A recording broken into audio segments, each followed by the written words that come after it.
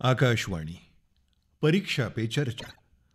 माननीय पंतप्रधान श्री नरेंद्र मोदी यांनी विद्यार्थी, शिक्षक आणि पालकांशी साधलेल्या संवादाचा मराठी अनुवाद आता प्रसारित करीत आहोत. नमस्ते. नुकताच माझ्या सर्व विद्यार्थी मित्रांनी काही नवीन गोष्टींचा शोध लावला आहे. वेगवेगळ्या प्रकारच्या आकृत्या बनवल्या आहेत. राष्ट्रीय शैक्षणिक धोरणाला विविध आकृत्यांच्या माध्यमातून प्रस्तुत करण्याचा प्रयत्न केला आहे. जल, पृथ्वी, वायू, आकाश आणि कृत्रिम प्रज्ञा या सर्व क्षेत्रात देशाची भावी पिढी वेगळ्या पद्धतीने विचार करत आहे. त्यांच्याकडे कोणकोणते उपाय आहेत हे सगळं न्याहाळण्याची मला संधी मिळाली. मला असं वाटलं माझ्याकडे 5-6 तास असते तरी ते कमी पडले असते. एकापेक्षा एक सादरीकरण यावेळी करण्यात आलं.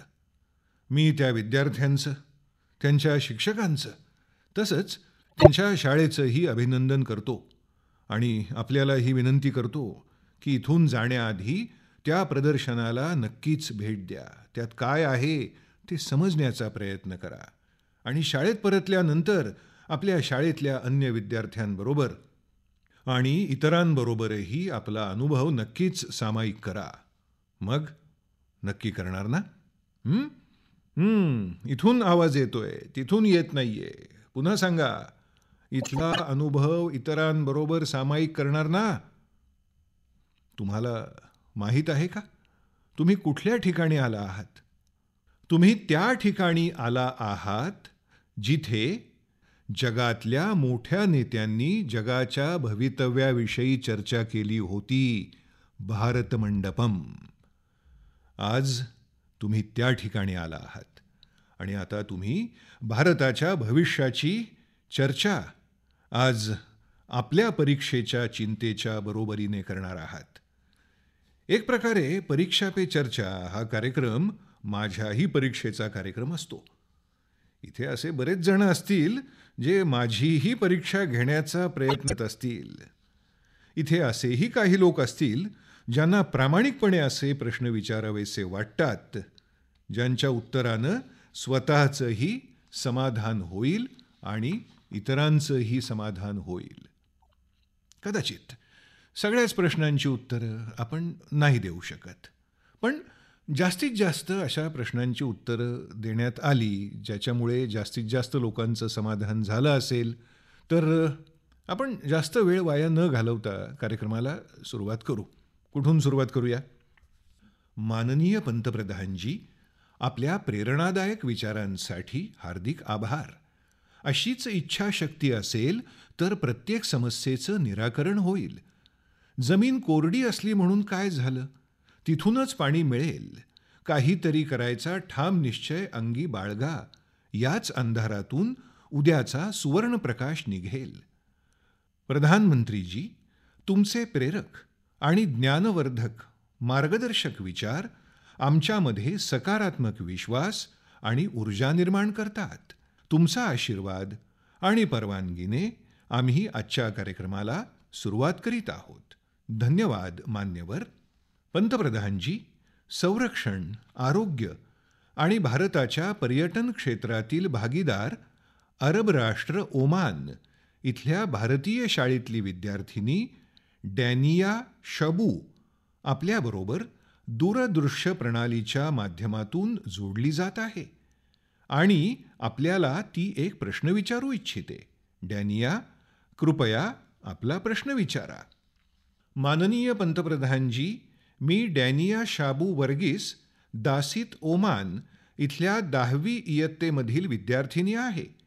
माझा प्रश्न आहे, सांस्कृतिक आणि समाजाच्या अपेक्षांचं किती ओझं विद्यार्थ्यांना त्यांच्या परीक्षांच्या काळात सहन करावं लागतं आणि या बाह्य दबावाचा सामना कसा करावा?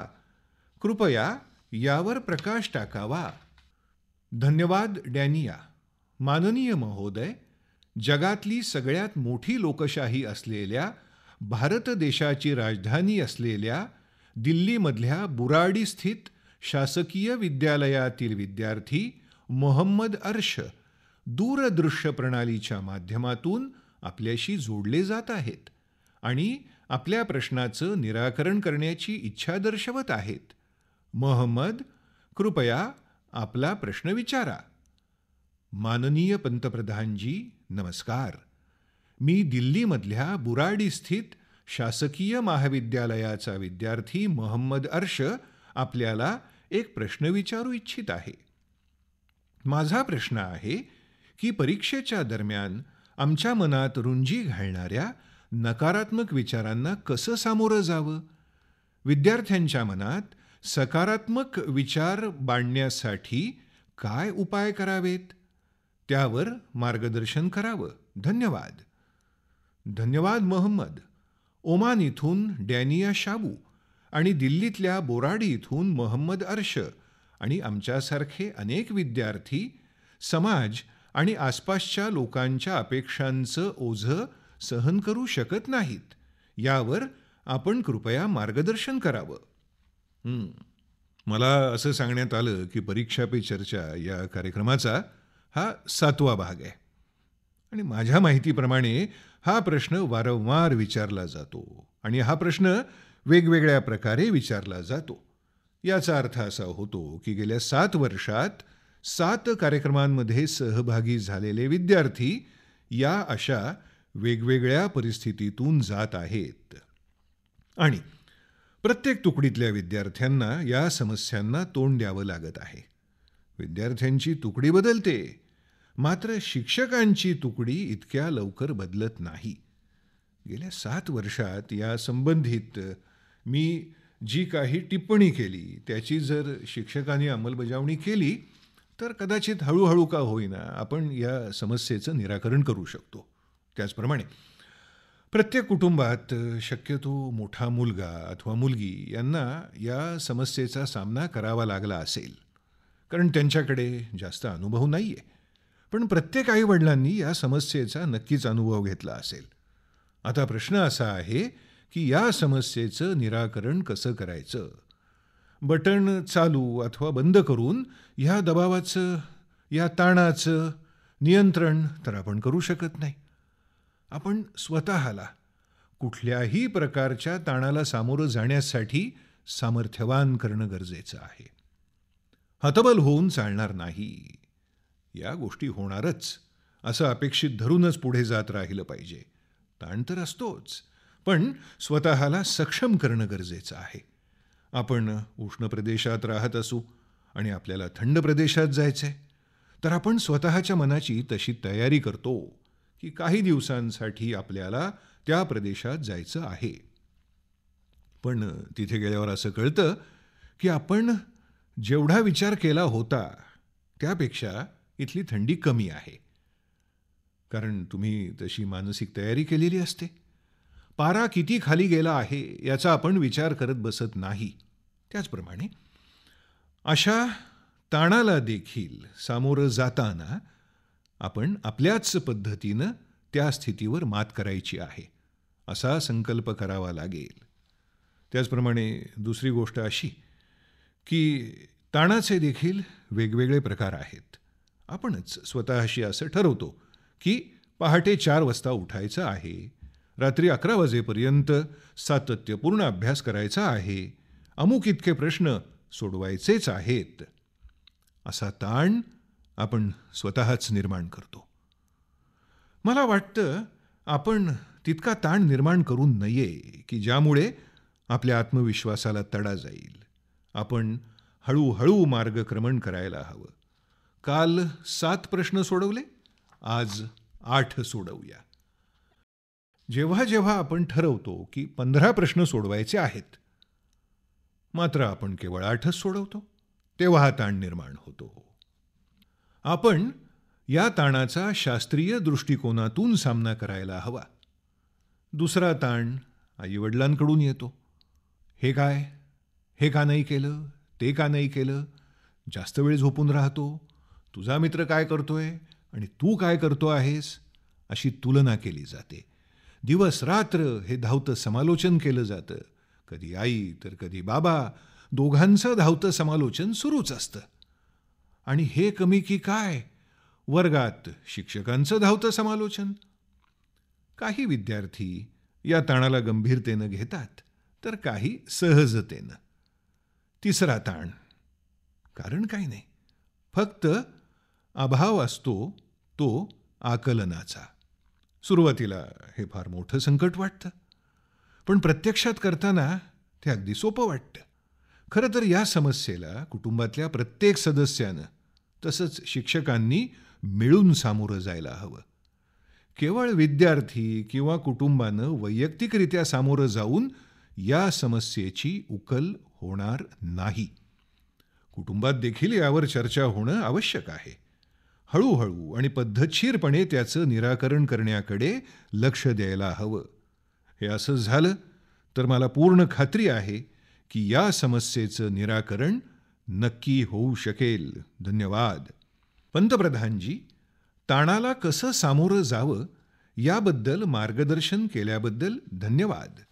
स्वातंत्र्यवीर सावरकरांच्या बलिदानाची साक्ष देणाऱ्या तसंच नैसर्गिक सौंदर्याने नटलेल्या अंदमान निकोबार समूहातून एक पालक भाग्यलक्ष्मी आपल्याबरोबर दूरदृश्य प्रणालीच्या माध्यमातून जोडल्या जात आहेत. भाग्यलक्ष्मीजी, आपला प्रश्न विचारा. माननीय पंतप्रधानजी, नमस्कार. एक पालक असल्यामुळे माझा एक प्रश्न आहे की आपल्या मुलांवर पालकांचा जो ताण असतो त्यामुळे दोघांमधलं मैत्रीचं नातं संपुष्टात येतं. त्याच्या मित्रांबरोबरच त्याची तुलना केली जाते, स्पर्धा केली जाते.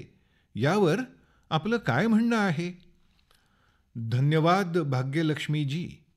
विश्वाला सत्य, अहिंसा आणि धर्माचा उपदेश देणाऱ्या गुजरात राज्यातल्या पंचमहल इथल्या जवाहर विद्यालयाची विद्यार्थिनी दृष्टी चौहान प्रश्न विचारत आहे. दृष्टी, आपला प्रश्न तुम्ही विचारू शकता. माननीय पंतप्रधानजी, नमस्कार. मी दृष्टी चौहान, जवाहर विद्यालयातल्या 6व्या इयत्तेमधील विद्यार्थिनी. माझा आपल्याला प्रश्न आहे की परीक्षेच्या दिवसात मित्रांबरोबर स्पर्धा निर्माण झाल्यामुळे ताण उत्पन्न होतो. यापासून दूर कसं राहावं यासाठी कृपया मार्गदर्शन करा. धन्यवाद दृष्टी. नैसर्गिक सुंदरतेनं नटलेला आणि पावसाचा पहिला थेंब झेलणारा केरळ, या केरळ राज्यातल्या कालिकट इथल्या केंद्रीय विद्यालयाची विद्यार्थिनी स्वाती दिलीप आपल्याबरोबर दूरदृश्य प्रणालीच्या माध्यमातून जोडली जात आहे. ती आपल्याला प्रश्न विचारू इच्छिते. स्वाती, तुम्ही आपला प्रश्न विचारू शकता. नमस्कार पंतप्रधानजी. मी केंद्रीय विद्यालयातल्या 12वी इयत्तेमधील विद्यार्थिनी स्वाती दिलीप. पंतप्रधानजी, सध्याच्या स्पर्धात्मक युगात कशा पद्धतीने ताणाला बळी पडू नये याबद्दल मार्गदर्शन कराल का? धन्यवाद स्वाती. पंतप्रधानजी, भाग्यलक्ष्मीजी, दृष्टी आणि स्वाती यांनी कौटुंबिक ताण, स्पर्धेमुळे वाढणारी चिंता, यामुळे नात्यांमध्ये निर्माण होणारा दुरावा आणि यापासून स्वतःला अलिप्त कसं ठेवावं याबद्दल विचारलं आहे. या संदर्भात आपण कृपया मार्गदर्शन करावं. जर आयुष्यात आव्हानं, स्पर्धा नसली तर आयुष्य पूर्णतः प्रेरणाविरहित, चेतनाविरहित होईल. स्पर्धा असायलाच हवी. स्पर्धा सकारात्मक असायला हवी. पण कालिकट इथल्या विद्यार्थिनीने विचारलेला प्रश्न मला देखील चिंतेत टाकणारा आहे. हा प्रश्न पहिल्यांदाच विचारण्यात आला आहे. ही विषारी बीजं कौटुंबिक वातावरणातच रोवली जातात. घरात देखील आई वडील जर 2 मुलं असतील तर कधी एकाबद्दल चांगलं बोलतात, दुसऱ्याबद्दल वाईट बोलतात. त्यामुळे 2 भावंडांमध्ये कलह निर्माण होतो. एक प्रकारच्या विकृत स्पर्धेचा भाव जाणते अजाणतेपणी कुटुंबाच्या दैनंदिन जीवनात रोवला जातो. म्हणूनच मी सर्वच पालकांना विनंती करतो की अशा पद्धतीनं आपल्या पाल्यांमध्ये अशी तुलना करू नका. त्यामुळे त्यांच्यामध्ये एक द्वेषपूर्ण भावना निर्माण होते. यामुळेच या विषारी रोपट्याचं कधीकधी वटवृक्षात रूपांतर होतं. फार पूर्वी मी एक व्हिडिओ पाहिला होता. कदाचित आपण सर्वांनी देखील तो पाहिला असेल. काही दिव्यांग मुलं स्पर्धेमध्ये धावत आहेत. वेगवेगळी दिव्यांग मुलं या स्पर्धेत धावत आहेत. एक मुलगा पडतो. काहींना वाटतं हा मुलगा स्पर्धेतून बाद झाला. पण पण ती मुलं काय करतात? जी मुलं पुढे गेली होती ती मुलं मागे आली आणि बरोबर ते होते तिथेच पुन्हा ती मुलं उभी राहिली आणि मग सगळ्यांनी मिळून एकत्र धावायला सुरुवात केली. खरोखरच हा व्हिडिओ दिव्यांग मुलांचा जरूर असेल, पण हा व्हिडिओ आपल्यालाही फार मोठी प्रेरणा आणि संदेश देतो. तुम्हाला तुमच्या मित्रांबरोबर कशाला हवी स्पर्धा?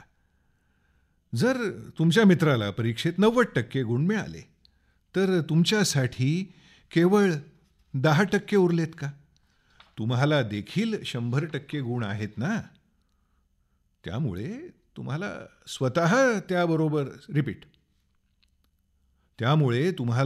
स्वतःबरोबरच स्पर्धा करायला हवी. त्याने 100 पैकी 90 गुण मिळवले. मी किती मिळवेन त्याचा द्वेष करण्याची गरज नाही. खरं तर तो तुमच्यासाठी प्रेरणा असतो.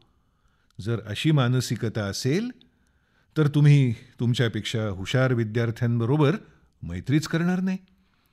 अशा वेळी तुम्ही तुमच्यापेक्षा कमी हुशार विद्यार्थ्यांबरोबर मैत्री कराल आणि मग त्यांना रुबाब दाखवाल. खरं तर आपण आपल्यापेक्षा हुशार विद्यार्थ्यांबरोबर मैत्री करायला हवी. प्रतिभावान मित्राबरोबर आपलीही प्रगती होत जाते. त्यामुळे आपण आपल्यामध्ये कुठल्याही प्रकारचा ईर्ष्याभाव निर्माण करू नये. आणि तिसरी गोष्ट जी पालकांसाठी देखील चिंतेची बाब आहे. आईवडील नेहमीच आपल्या मुलाला ओरडत असतात की अरे तू केवळ खेळत असतोस, इतर विद्यार्थी बघ कसे अभ्यास करत असतात, अशी तुलना केली जाते. म्हणून आईवडिलांनी अशा गोष्टींपासून अलिप्त राहायला हवं. मी बऱ्याच वेळा अनुभवलंय, जे आईवडील आपल्या आयुष्यात यशस्वी नसतात, ज्यांना स्वतःविषयी जगाला काही सांगण्यासारखं नसतं, ते मुलांची सफलता इतरांना सांगत बसतात. हा जो स्वभाव आहे हा देखील मुलांच्या मनात अहंभाव निर्माण करतो. खरं तर आपल्याला आपल्या मित्रामधलं सामर्थ्य शोधायला हवं की तो जर गणितात आपल्यापेक्षा हुशार असेल तर तो मला शिक्षकांपेक्षा माझ्या मानसिकतेप्रमाणे मला गणित शिकवेल. त्याचं जर भाषांवर प्रभुत्व असेल तर त्याच्या संयोगाने आपलंही भाषेवरचं प्रभुत्व वाढेल, ही भावना निर्माण झाली पाहिजे. त्यामुळे कृपा करून आपल्या मित्रांबरोबर ईर्ष्या किंवा स्पर्धेचा भाव बाळगू नये. इतर असे देखील मित्र पाहिलेत की जे स्वतः परीक्षेत अनुत्तीर्ण होतील, पण उत्तीर्ण झालेल्या मित्रासाठी मिठाई वाटतात. मी असे देखील मित्र पाहिलेत ज्यांना परीक्षेत घवघवीत यश मिळालं, मात्र आपल्या मित्राला तसं यश मिळालं नाही म्हणून ते स्वतःचं यश साजरं करत नाहीत. मैत्रीमध्ये देवाणघेवाण नसावी. जिथे देवाणघेवाण नसते तीच खरी मैत्री. अशीच मैत्री आयुष्यभर कायम राहते. आपल्याला नेहमीच आपल्यापेक्षा हुशार प्रतिभावान मित्र शोधायला हवेत आणि त्यांच्याकडून शिकण्याचा प्रयत्न करायला हवा. धन्यवाद. पंतप्रधानजी, स्पर्धेतही मानवता हा संदेश आम्हाला नेहमीच प्रेरित करेल. भारताचं दक्षिण पूर्व राज्य, एक कृषीप्रधान राज्य, तिरुमलाची पवित्र भूमी, आंध्र प्रदेशमधल्या अनकापल्ली जिल्ह्यातल्या जिल्हा परिषद शाळेतील संगीत शिक्षक श्री कोंडा कांची संपतरावजी दूरदृश्य प्रणालीच्या माध्यमातून आपल्याशी जोडले गेले आहेत आणि ते आपल्याला प्रश्न विचारू इच्छितात. संपतराव, आपण आपला प्रश्न विचारू शकता. पंतप्रधानजी, एक शिक्षक या नात्याने मी माझ्या विद्यार्थ्यांना तणावविरहित वातावरणात परीक्षांना सामोरं जायला कशा पद्धतीने मदत करू शकतो याबद्दल जरा मार्गदर्शन करा. धन्यवाद सर. भारताच्या पूर्वेला असणाऱ्या चहाच्या मळ्यांचा प्रदेश आसाम. या आसाम राज्यातल्या शिवसागर इथल्या हर्षारा शाळेतल्या शिक्षिका बंटी मेधीजी ज्या सभागृहातच उपस्थित आहेत, आपल्याला एक प्रश्न विचारू इच्छितात. मॅडम, आपण आपला प्रश्न विचारू शकता. नमस्कार सर. माझा प्रश्न आहे, मुलांना प्रोत्साहित करण्यासाठी शिक्षकांनी काय करावं? कृपया मार्गदर्शन करा. प्रधानमंत्रीजी, संपतराव बंटी मेथीजी यांनी परीक्षेदरम्यान शिक्षकांच्या भूमिकेच्या संदर्भात प्रश्न विचारले आहेत. कृपया मार्गदर्शन करावं. पहिलं तर मला असं वाटतं की जे संगीत शिक्षक आहेत ते केवळ त्यांच्याच वर्गातल्या नव्हे तर संपूर्ण शाळेतल्या विद्यार्थ्यांच्या मनावरचा ताण कमी करू शकतात. संगीतामध्ये जी शक्ती आहे, आता कधी असं होतं की आपण डोळे बंद करून संगीत ऐकत असतो. संगीत सुरू असतं, पण आपलं मन भलतीकडेच असतं. आपण त्याचा आनंद घेऊ शकत नाही. शिक्षकांच्या मनात कधी-कधी असं येतं की आपण विद्यार्थ्यांवरती जो ताणतणाव आहे तो कसा कमी करू शकतो. शिक्षक आणि विद्यार्थ्यांमध्ये केवळ परीक्षेच्या काळापुरतंच नातं असेल तर यात सुधारणा करायला हवी. ज्या दिवशी शाळेचा पहिला दिवस असतो तेव्हापासूनच शिक्षक आणि विद्यार्थ्यांमधलं नातं सुरू व्हायला हवं आणि त्यात निरंतर प्रगती व्हायला हवी. त्यामुळे परीक्षेच्या दिवसात तणाव निर्माण होणारच नाही. जरा विचार करा, सध्या भ्रमणध्वनीचं युग आहे. अशा युगात आपल्या विद्यार्थ्याने आपण तणावात आहोत, संकटात आहोत, अशा अर्थाचा कधी तुम्हाला एखादा कॉल केला आहे का? कधीच केला नसणार. कारण शिक्षकाचं त्याच्या विद्यार्थ्याच्या आयुष्यात काही स्थान आहे अशी भावनाच त्या विद्यार्थ्यामध्ये नसते. त्याला असं वाटतं की त्यांच्याबद्दल नातं केवळ त्या विषयापुरतंच मर्यादित आहे. रसायनशास्त्र, भाषा असे अनेक विषय असतात. पण ज्या दिवशी त्या विद्यार्थ्याला असं वाटेल की तुमच्यामधलं नातं हे अभ्यासक्रमाच्या पुढचं आहे, तेव्हा तो विद्यार्थी तुमच्याबरोबर छोट्या छोट्या समस्या सांगण्यासाठी आपल्या मनातली गोष्ट तुम्हाला सांगेल. असं नातं असेल तर परीक्षेदरम्यान तणाव निर्माण होणार नाही. आपण बरेच डॉक्टर पाहिले असतील की जे त्यांच्या रुग्णांवर उपचार केल्यानंतर त्या रुग्णाला विचारतात, आपण औषधं वेळेवर घेत आहात ना? हे जे संबंध असतात, अशा संबंधांमुळे रुग्ण लवकर बरा होतो. काही शिक्षक तर असे असतात की विद्यार्थ्याला परीक्षेत चांगलं यश प्राप्त झाल्यानंतर त्याच्या घरी जाऊन आवर्जून मिठाईची मागणी करतात. अशावेळी त्या विद्यार्थी आणि त्याचे पालक यांना एक वेगळंच मानसिक बळ मिळतं. त्यामुळे परीक्षेदरम्यान तणावमुक्त कसं व्हावं हे मी सांगितलं. पण पूर्ण वर्षभर विद्यार्थी आणि शिक्षकांमध्ये चांगले संबंध निर्माण होणं गरजेचं आहे. मी शिक्षकांना विचारलं की तुमचा एखादा विद्यार्थी त्याच्या लग्नाची पत्रिका द्यायला तुमच्याकडे आला होता का? तेव्हा 99% शिक्षकांनी नाही असं सांगितलं. म्हणजेच आपण केवळ तिथे काम करत होतो, आयुष्य बदलत नव्हतो. शिक्षकाचं काम आयुष्य बदलणं हे आहे. विद्यार्थ्यांना सामर्थ्यवान बनवणं हे आहे.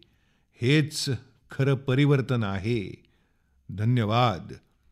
शिक्षक आणि विद्यार्थ्यांमधल्या संबंधांना नवा दृष्टिकोन देण्यासाठी धन्यवाद सर. समृद्ध आदिवासी संस्कृतीचा वारसा लाभलेल्या ईशान्य भारतातील त्रिपुरा राज्यातील प्रणवानंद विद्या मंदिर, पश्चिम त्रिपुरा या शाळेची विद्यार्थिनी अद्रिता चक्रवर्ती आपल्यासोबत ऑनलाईन जोडली गेली आहे. परीक्षेचा ताण कसा कमी करावा यासाठी तिला माननीय पंतप्रधानांकडून मार्गदर्शन हवं आहे. आद्रिता, कृपया तुम्ही तुमचा प्रश्न विचारा. नमस्कार माननीय पंतप्रधानजी, माझं नाव आद्रिता चक्रवर्ती आहे. मी प्रणवानंद विद्या मंदिर, पश्चिम त्रिपुरा या शाळेची 12वीची विद्यार्थिनी आहे.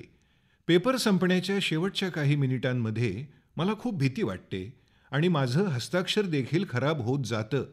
अशा परिस्थितीमध्ये मी काय करावं? कृपया मला मार्गदर्शन करा. धन्यवाद. धन्यवाद आद्रिता.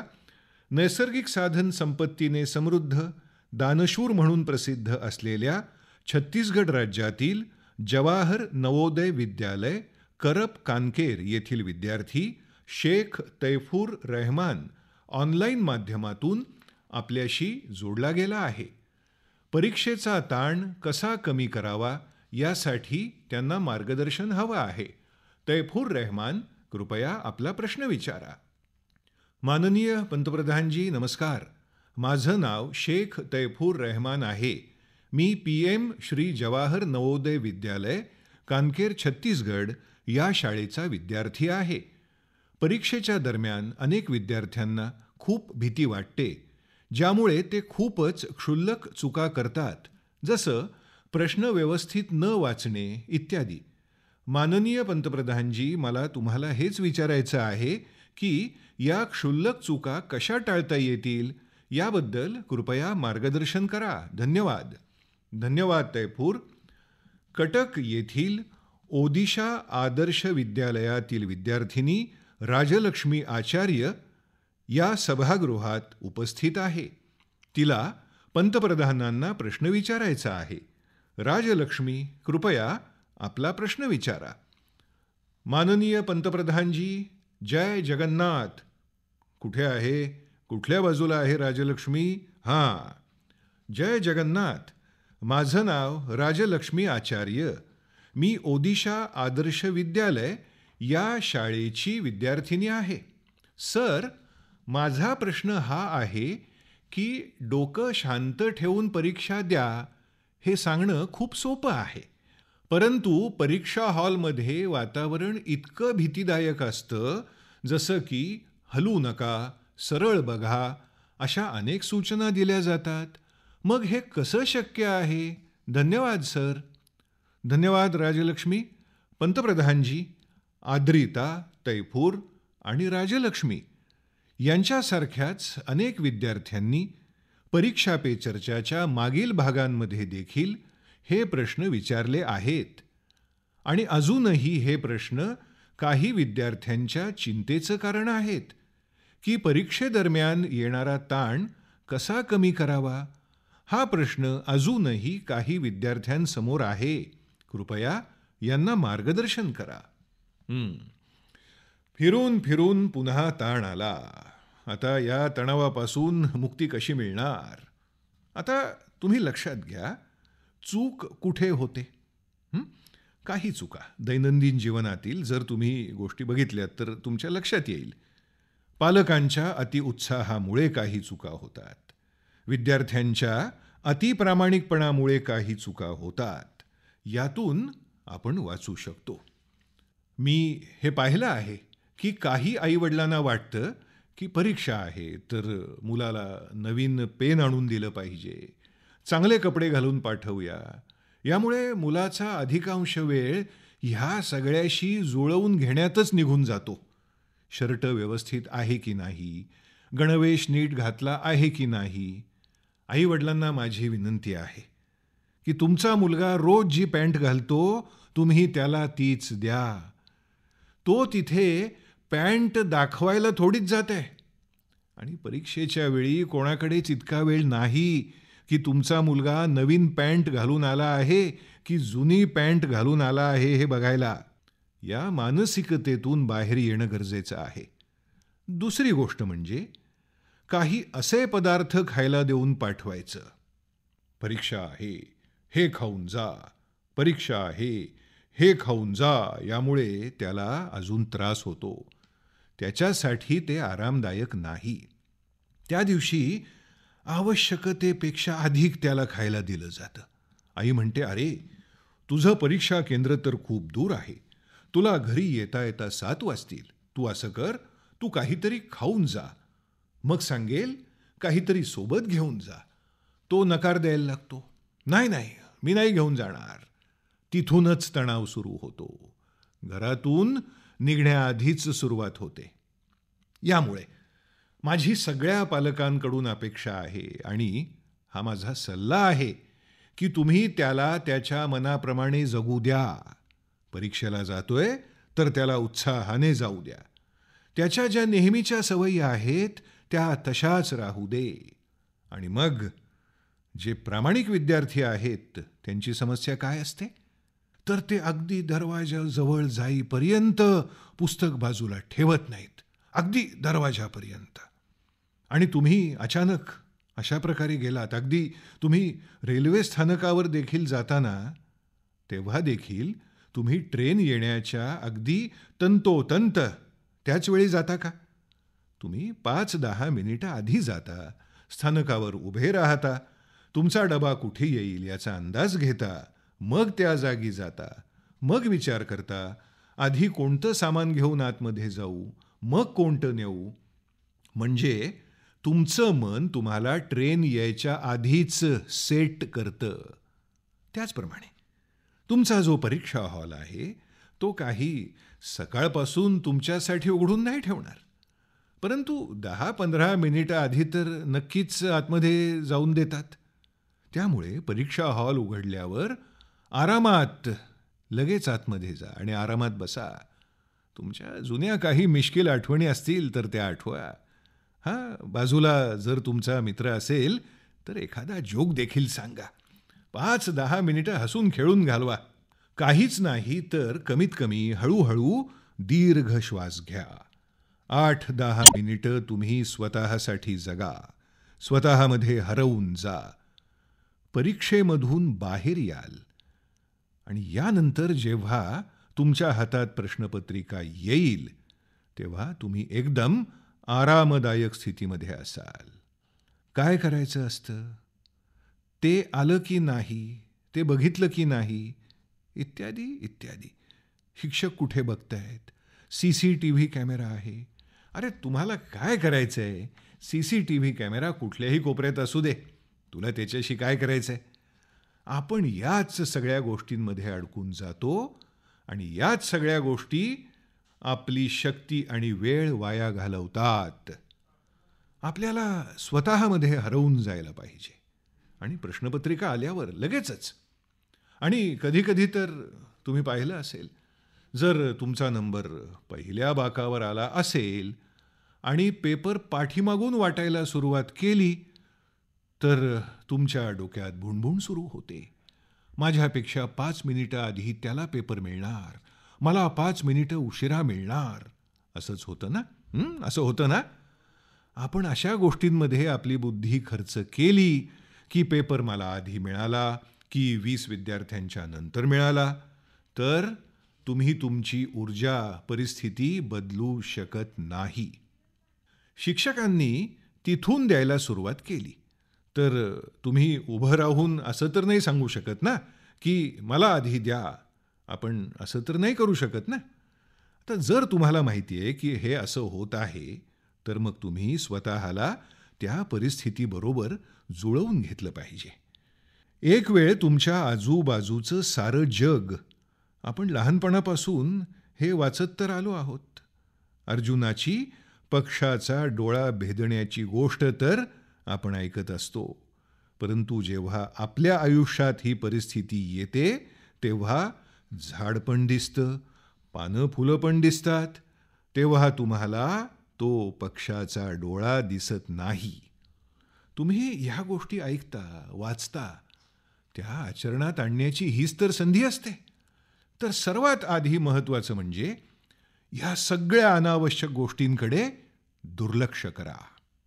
दुसरं म्हणजे परीक्षेदरम्यान भीती वाटण्याची दुसरी कारणं म्हणजे कधी वाटतं वेळ कमी मिळाला, कधी वाटतं तो प्रश्न आधी सोडवला असता तर बरं झालं असतं.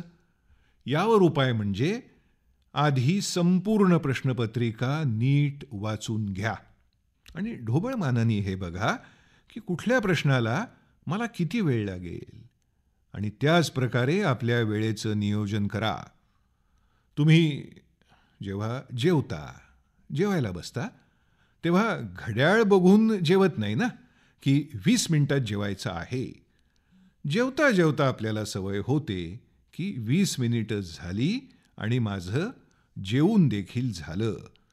यासाठी कोणतं घड्याळ किंवा बेल थोडीच वाजते की चला आता जेवायला सुरुवात करा, आता जेवण थांबवा, असं तर होत नाही. तर हा सरावाचा भाग आहे. मी अजून एक पाहिलं आहे.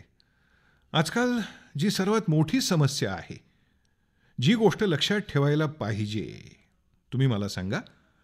तुम्ही परीक्षेला जाता म्हणजे तुम्ही शारीरिकदृष्ट्या काय करता? तुम्ही स्वतः हातात पेन घेऊन लिहिता, हेच करता ना. आपलं डोकं काम करतं, पण तुम्ही काय करता? लिहिता. आजच्या जगात आयपॅडमुळे, संगणकामुळे, मोबाईलमुळे आपली लिहायची सवय हळूहळू कमी झाली आहे. परीक्षेमध्ये तर आपल्याला लिहायचंच असतं. याचा अर्थ असा झाला की मला जर परीक्षेची तयारी करायची असेल तर मला स्वतःला लिहायची सवय देखील लावणं गरजेचं आहे. आजकाल खूप कमी लोक आहेत ज्यांना लिहायची सवय आहे आणि म्हणूनच दररोज जितका वेळ शाळेनंतर तुम्ही तुमच्या अभ्यासासाठी, वाचनासाठी देता, त्याच्या कमीत कमी 50% वेळ तुम्ही स्वतःच्या वहीमध्ये काहीतरी लिखाण करा. जमलं तर त्या विषयाला अनुसरून लिहा आणि 3-4 वेळा स्वतःच लिहिलेलं वाचा आणि स्वतः लिहिलेलं सुधारा. यामुळे कोणाच्याही मदतीशिवाय तुमच्यामध्ये जी सुधारणा होईल ती इतकी चांगली होईल की तुम्हाला नंतरही लिखाणाची सवय होईल. किती पानं लिहायची, इतकं लिहायला किती वेळ लागतो, यामध्ये तुम्ही निपुण व्हाल. कधी कधी तुम्हाला असं वाटतं की हे तर मला येतं. जसं की तुम्ही एखादं प्रसिद्ध गाणं ऐकत आहात. गाणं सुरू असताना तुम्हाला वाटतं की हे गाणं तर मला येतं, कारण तुम्ही अनेक वेळा हे गाणं ऐकलं आहे. परंतु एकदा ते गाणं बंद करा आणि कागदावर लिहायचा प्रयत्न करा. बघा, ते गाणं तुम्हाला येतंय का? तेव्हा तुमच्या लक्षात येईल की अरे नाही यार, ऐकताना जो माझा आत्मविश्वास होता, मला जे चांगलं वाटत होतं, मला जे येत होतं, वास्तवात मला ते येत नव्हतं. पाठीमागून ते गाणं सुरू होतं, त्यामुळे मला ते कडवं येत होतं आणि त्यातही अगदी अचूक शब्द बोलायची जेव्हा वेळ येईल तेव्हा मी मागेच राहीन. आजच्या पिढीतल्या लोकांना माझी कळकळीची विनंती आहे की कृपया तुमच्या परीक्षेतील एक सर्वात मोठं आव्हान असतं आणि ते म्हणजे लिहिणं. किती लक्षात आहे, ते बरोबर आहे, चूक आहे, बरोबर लिहित आहोत, चुकीचं लिहित आहोत, ह्या तर खूप नंतरच्या गोष्टी आहेत. तुम्ही तुमचं लक्ष सरावावर द्या. जर अशा काही गोष्टींवर तुम्ही तुमचं लक्ष केंद्रित केलं तर मला विश्वास आहे की परीक्षा हॉलमध्ये बसल्यानंतर जे तुम्हाला अस्वस्थ वाटतं, तणावाचं वातावरण वाटतं, ते तुम्हाला जाणवणारच नाही. कारण कारण तुम्हाला पोहायला येतं. मग पाण्यात उतरायला तुम्हाला भीती वाटत नाही. जर तुम्ही अशा प्रकारे पोहायचं असतं असं केवळ पुस्तकात वाचलं असेल आणि तुम्हाला असं वाटत असेल की हां, मी तर वाचलं होतं की अशा प्रकारे पोहायचं असतं, आधी हा हात मारायचा असतो, मग हा हात असा मारायचा असतो, तेव्हा तुम्हाला वाटतं की पहिले हात मारायचा, नंतर पाय मारायचा, ह्या सगळ्या गोष्टी तुम्ही डोक्यात पक्क्या करून जाता. परंतु आत पाण्यात गेल्यावर लगेच समस्या सुरू होतात. पण ज्यानं पाण्यातच सराव केला आहे, त्याला कितीही खोल पाणी असू दे, त्याला विश्वास असतो की हे नक्कीच पार करेन. आणि म्हणूनच सराव खूप आवश्यक आहे. लिखाणाचा सराव खूप आवश्यक आहे. तुम्ही जेवढं लिहाल तेवढी तुमच्यात अचूकता येईल, तुमच्या विचारांमध्ये देखील अचूकता येईल. आणि स्वतः लिहिलेलं 3-4 वेळा वाचून त्यात सुधारणा करा. तुम्ही जितका जास्त वेळ स्वतःहून त्यात सुधारणा कराल तेवढे तुम्ही त्यात निपुण व्हाल. मग तुम्हाला आत बसल्यावर काही समस्या येणार नाही. दुसरी गोष्ट म्हणजे आजूबाजूचे तर खूप वेगात लिहित आहेत. मी तर अजून 3ऱ्या प्रश्नावरच अडकलो आहे. तो तर 7व्यावर पोचला. या सगळ्या गोष्टींमध्ये तुम्ही तुमची बुद्धी खर्च करू नका. तो 7व्यावर पोचू दे, 9व्यावर पोचू दे. तुम्हाला काय माहित, तो चित्रपटाची कथा लिहित असेल. तुम्ही स्वतःवर विश्वास ठेवा. तुम्ही स्वतःवर विश्वास ठेवा. आजूबाजूला कोण काय करतंय याकडे लक्ष देऊ नका. जेवढं तुम्ही स्वतःवर लक्ष केंद्रित कराल तेवढं तुम्ही प्रश्नपत्रिकेवर लक्ष केंद्रित करू शकाल. जेवढं जास्त प्रश्नपत्रिकेवर लक्ष केंद्रित कराल तेवढंच लक्ष केंद्रित होईल उत्तराच्या एक एक अक्षरावर आणि शेवटी तुम्हाला त्याचे योग्य परिणाम दिसून येतील. धन्यवाद. धन्यवाद पंतप्रधान सर. तणाव व्यवस्थापनाचं हे सूत्र आम्हाला संपूर्ण आयुष्यभर प्रेरणा देईल. पंतप्रधानजी, राजस्थानच्या केंद्रीय विद्यालय कुंदवा इथे शिकणारा धीरज सिद्धांत हा विद्यार्थी आपल्याबरोबर आज सभागृहात उपस्थित आहे. तो आपल्याला प्रश्न विचारू इच्छितो. धीरज, कृपया आपला प्रश्न विचारा. नमस्कार माननीय पंतप्रधानजी. मी धीरज सिद्धांत. मी उच्च माध्यमिक विद्यालय कुंदवा राजस्थान इथे शिकत आहे. मी इयत्ता 12वीत शिकत आहे. व्यायाम आणि अभ्यास या दोघांमध्ये कशा प्रकारे संतुलन राखावं हा माझा प्रश्न आहे. कारण शारीरिक आरोग्य देखील तितकंच महत्त्वाचं आहे जितकं मानसिक आरोग्य. कृपया मार्गदर्शन करा. धन्यवाद. तुमची शरीरयष्टी पाहून मला वाटतं की तुम्ही अगदी योग्य प्रश्न विचारला आहे आणि तुमची ही काळजी देखील योग्य आहे. धन्यवाद धीरज.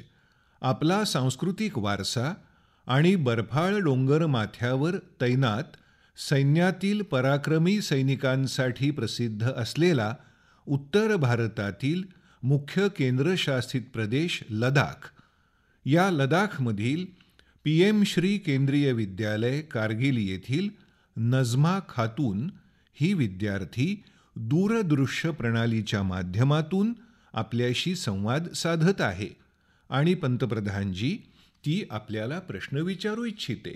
नजमा, कृपया आपला प्रश्न विचारा. माननीय पंतप्रधानजी नमस्कार. माझं नाव नजमा खातून आहे. मी PM श्री केंद्रीय विद्यालय कारगिल लडाख इथे शिकते. मी इयत्ता 10वीची विद्यार्थिनी आहे. परीक्षेची तयारी आणि आरोग्यदायी जीवनशैली यामध्ये कशा प्रकारे संतुलन ठेवावं हा माझा प्रश्न आहे. धन्यवाद. धन्यवाद नजमा. ईशान्य भारताचं रत्न तसंच आदिवासी बहुल राज्य अरुणाचल प्रदेश येथील नाहरलोगन शासकीय उच्च माध्यमिक शाळेतील शिक्षिका तोबी लामी या सभागृहात उपस्थित असून त्या पंतप्रधानांना प्रश्न विचारू इच्छितात. नमस्कार माननीय पंतप्रधानजी. माझं नाव तोबी लामी आहे. मी एक शिक्षिका आहे. नाहरलोगन शासकीय उच्च माध्यमिक शाळा अरुणाचल प्रदेश इथून आली आहे. विद्यार्थ्यांनी खेळातच नाही तर अभ्यासात देखील मुख्यतः कशा प्रकारे लक्ष केंद्रित करावं या संदर्भात आपण कृपया मार्गदर्शन करा. धन्यवाद सर. धन्यवाद पंतप्रधानजी. धीरज, नजमा आणि तोबीजी यांना शिक्षण आणि सुदृढ आयुष्य यामध्ये ताळमेळ कसा साधावा याविषयी आपल्याकडून मार्गदर्शन हवं आहे. तुमच्यातले बहुतांश विद्यार्थी मोबाईल फोन वापरत असतील आणि असे अनेक जण असतील की ज्यांना तासनतास मोबाईल वापरायची सवय असेल. पण तुमच्या मनात कधी असा विचार आला आहे का, मी चार्जिंग करणार नाही, मी मोबाईल कमी वापरेन म्हणून मी मोबाईल चार्जिंग करणार नाही, आणि चार्जिंग नाही केला तर मोबाईल चालू राहील का? जर मोबाईलसारखी वस्तू जी आपण रोज बघतो तिला देखील चार्जिंग करावं लागतं. लागतं की नाही? करावं लागतं ना. अरे द्या उत्तर. चार्जिंग करावं लागतं की नाही? जर मोबाईलला चार्जिंग करावं लागतं तर या शरीराला देखील करावं लागेल की नाही? जसं मोबाईल फोनमध्ये चार्जिंग ही मोबाईलची गरज आहे, तसंच शरीरासाठी चार्जिंग ही आपल्या शरीराची आवश्यकता आहे. तुम्ही असा विचार केलात की अभ्यास करायचा आहे तर आता महिनोन महिने केवळ अभ्यासच करायचा, बाकी सगळ्या गोष्टी बंद करायच्या. तर असं कधीच शक्य होणार नाही. आपण असं आयुष्य कधीच जगू शकत नाही. आणि म्हणूनच आयुष्याला थोडं संतुलित ठेवावं लागतं. काही लोक असे असतात जे केवळ खेळतच राहतात. ते देखील एक संकट असतं. परंतु जेव्हा तुम्हाला खऱ्या आयुष्यात परीक्षा द्यायची असते तेव्हा सगळ्या गोष्टींचं आपापलं महत्त्व असतं आणि ते आपण टाळू शकत नाही. पण जर आपण सुदृढ नसलो, आरोग्यदायी नसलो, जर आपलं शरीर तेवढं सुदृढ नसेल तर कदाचित आपण 3 तास परीक्षेसाठी बसूच शकणार नाही. मग 5 मिनिटं असंच बसावं लागेल. म्हणूनच सुदृढ शरीर सुदृढ मनासाठी देखील आवश्यक आहे. आता सुदृढ शरीराचा अर्थ असा नाही की तुम्हाला कुस्ती खेळायची आहे, हे आवश्यक नाही. पण आयुष्यात काही नियम असले पाहिजेत. आता विचार करा, किती वेळ खुल्या आभाळाखाली सूर्यप्रकाशात तुम्ही घालवलाय? चला, तुम्हाला अभ्यासच करायचा आहे तर पुस्तक घेऊन थोडा वेळ सूर्यप्रकाशात बसा ना. कधी कधी शरीराला रिचार्ज करण्यासाठी सूर्यप्रकाश देखील आवश्यक असतो. कधी प्रयत्न केलाय? नियमितपणे मी दिवसभरात कसंही करून इतका वेळ तर नक्कीच काढेन की मी सूर्यप्रकाशाशी माझं नातं जोडेन. त्याचप्रकारे कितीही अभ्यास असू दे, पण तुम्ही तुमची झोप नक्की पूर्ण करा. जेव्हा आपली आई आपल्याला सांगते की झोप झोप, तेव्हा असं समजू नका की ती तुमच्या आयुष्यात हस्तक्षेप करते. बहुतांश विद्यार्थ्यांचा अहंकार इतका दुखावला जातो की तू कोण आहेस, मला झोप झोप सांगतेस, मला उद्या परीक्षेला जायचंय, मी झोपेन नाही तर झोपणार नाही, तुला काय करायचंय, असं वागता की नाही घरात? जे नाही करत ते बोलू नका, जे करता आहात तेच बोला. करता ना? हां, तेच तर म्हणतोय मी. पण हे नक्की आहे की झोपण्याच्या वेळी तुम्ही रील बघायला सुरुवात केली आणि एका पाठोपाठ एक रील बघत राहिलात. लपवायचं आहे ना? किती वेळ गेला माहीत नाही, किती झोप अपूर्ण राहिली माहीत नाही. पहिलं रील काय बघितलं होतं आठवा? जरा आठवत देखील नाही. असंच बघता ना तुम्ही. आणि असं आपण झोपेकडे दुर्लक्ष करतो. आज आधुनिक आरोग्य शिक्षण झोपेला खूप महत्त्व देतं. तुम्ही पुरेशी झोप घेता की नाही याचा तुमच्या आरोग्याशी खूप महत्त्वपूर्ण संबंध आहे. तुम्हाला त्यावर लक्ष केंद्रित करायला पाहिजे.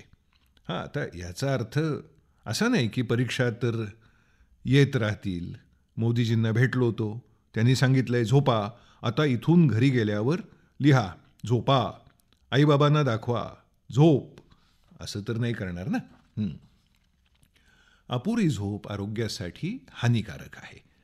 अगदी अपवादात्मक लोक असतात की जे आपल्या शरीराला या अवस्थेत घेऊन गेले आहेत, ते या परिस्थितीच्या बाहेर असतील. सामान्य माणसाच्या आयुष्यासाठी हे चुकीचं आहे. तुम्ही असा प्रयत्न करा की तुमच्या शरीरासाठी जी आवश्यक झोप आहे ती तुम्ही पूर्ण कराल. आणि याकडेही लक्ष द्याल की तुम्हाला शांत झोप लागते की नाही. गाढ झोप लागायला हवी. तुम्हाला आश्चर्य वाटेल, जे शिक्षक इथे बसले आहेत, ज्येष्ठ शिक्षक, हे ऐकून नक्कीच आश्चर्यचकित होतील. आज माझ्याकडे इतकं काम आहे, हां, तुमच्या इतकं नाही, पण 365 दिवस काही अपवाद नाही, जर मी बिछाण्यावर झोपलो त्यानंतर 30 सेकंदात मला गाढ झोप लागते. मला 30 सेकंद लागतात. तुमच्यातल्या कमी वयाच्या लोकांना देखील कधी या कुशीवर कधी त्या कुशीवर करत झोप आली तर आली. का? कारण माझा जागृत अवस्थेतला जो वेळ आहे त्यावेळी मी खूपच जागृत असतो. जेव्हा मी जागा आहे तेव्हा पूर्णपणे जागा आहे. जेव्हा झोपतो तेव्हा पूर्णपणे झोपतो. आणि हे संतुलन त्यांच्यासाठी की जे ज्येष्ठ नागरिक वैतागलेले असतात की आम्हाला तर झोपच येत नाही, अर्धा तास झाला आम्ही कूसच बदलत आहोत, आणि तुम्ही देखील हे साध्य करू शकता. अजून एक विषय, पोषण, संतुलित आहार आणि तुमचं जे वय आहे, या वयात ज्या गोष्टींची आवश्यकता आहे त्याचा समावेश तुमच्या आहारात आहे की नाही. जो पदार्थ आवडतो केवळ तोच पदार्थ खात राहता, पोट भरतं, कधी मन भरतं, पण शरीराच्या गरजा पूर्ण होत नाहीत. 10वी-12वीचा कालखंड असा असतो की जेव्हा परीक्षेचं वातावरण असतं. तुम्ही एकदा ठरवा, माझ्या शरीराला जितकी आवश्यकता आहे तेवढं मी नक्की खाणार. आईवडील देखील मला त्यांना सांगायचंय की तुम्ही देखील असं करू नका. आज हलवा केलाय तर आज हलवाच जास्त खा. कधी कधी आईवडिलांना देखील असं वाटतं की जास्त प्रमाणात मुलांना खाऊ घातलं पाहिजे तर मुलं खुश होतील. असं बिलकुल नाही. त्याचं शरीर, आणि यासाठी काही गरीब श्रीमंत हा मुद्दा नाही. ज्या गोष्टी उपलब्ध असतात त्यातूनच ते मिळतं. त्यामध्ये सगळ्या गोष्टी असतात.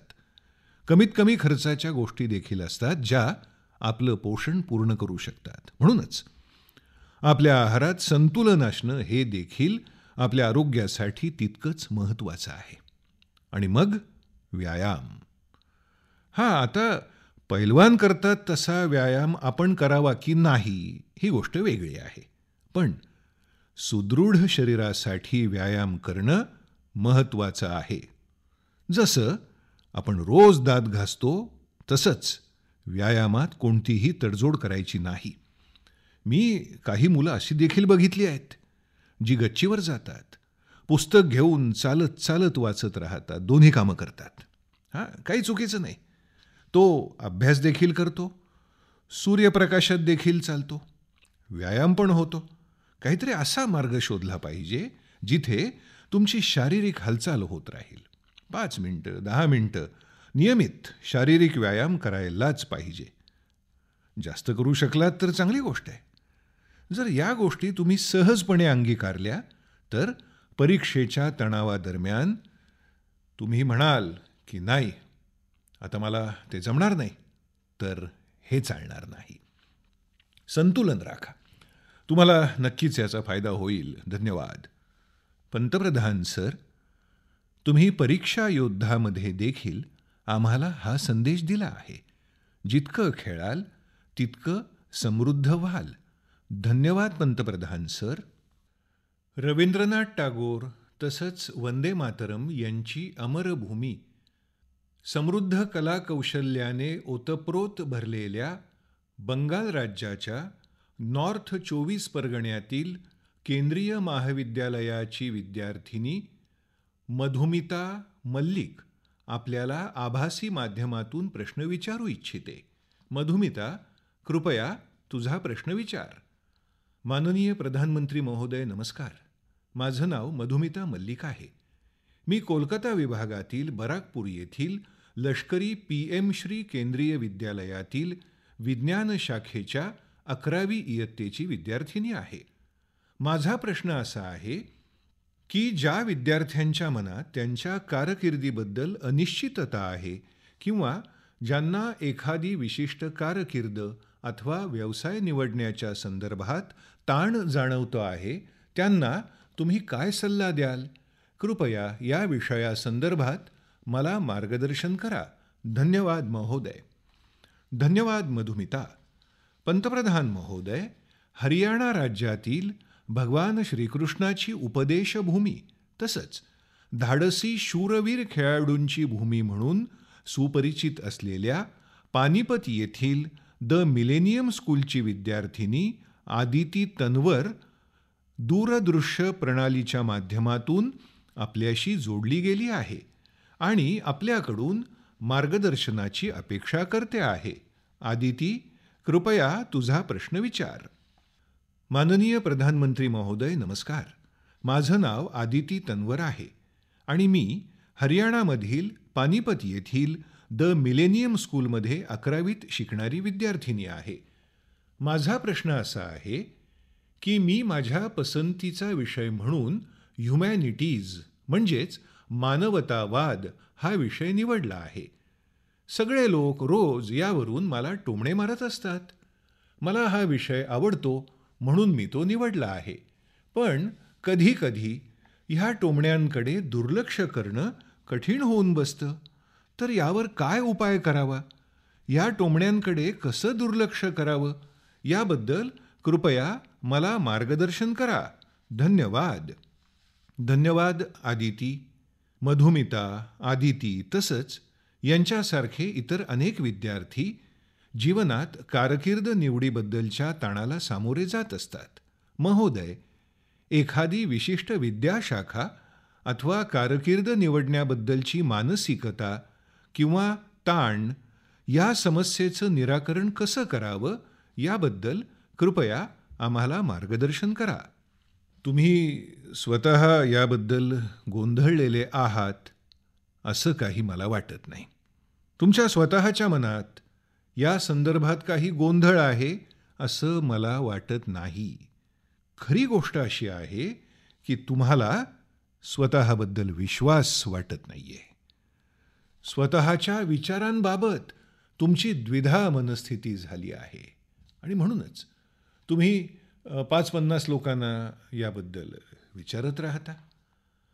हा विषय घेतला त्याबद्दल तुम्हाला कसं वाटतं? ह्या विषयात शिक्षण घेतलं तर योग्य होईल का? तुम्ही स्वतःलाच अजून ओळखलेलं नाही आणि त्यामुळे तुम्ही दुसऱ्याच्या सल्ल्यावर अवलंबून राहता आहात. जी व्यक्ती तुम्हाला जास्त आवडते किंवा जो सल्ला तुम्हाला अधिक पटतो तोच तुम्ही स्वीकारता. उदाहरणार्थ, मी आता सांगितलं की खेळ, खेळा. तर आपल्यापैकी असे अनेक जण असतील की जे घरी जाऊन सांगतील, मोदीजींनी सांगितलं आहे की खेळा आनंदी व्हा, खेळा आनंदी व्हा, आता मी काही अभ्यास करणार नाही. असं का? तर ह्या लोकांनी आपल्या आवडीचा सल्ला तेवढा स्वीकारला. मला असं वाटतं की मनात गोंधळ असणं, निर्णय घेता न येणं ही सर्वात वाईट परिस्थिती आहे. निर्णय घेता न येणं. या संदर्भात आपण एक गोष्ट नक्कीच ऐकली असेल. एक जण गाडी चालवत निघाला. त्याच्या वाटेत कुत्रा आडवा आला. रस्त्याच्या ह्या बाजूला जावं की त्या बाजूला याचा निर्णय घेऊ न शकल्यानं शेवटी तो कुत्रा गाडीखाली आला. असंच होत असतं.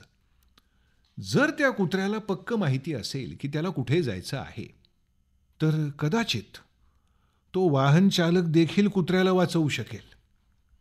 पण कुत्रा जर रस्त्याच्या मधोमध इकडे जाऊ की तिकडे जाऊ अशा गोंधळात असेल तर तो चालक कितीही उत्तम वाहन चालवणारा असेल तरीही त्या कुत्र्याला वाचवू शकणार नाही.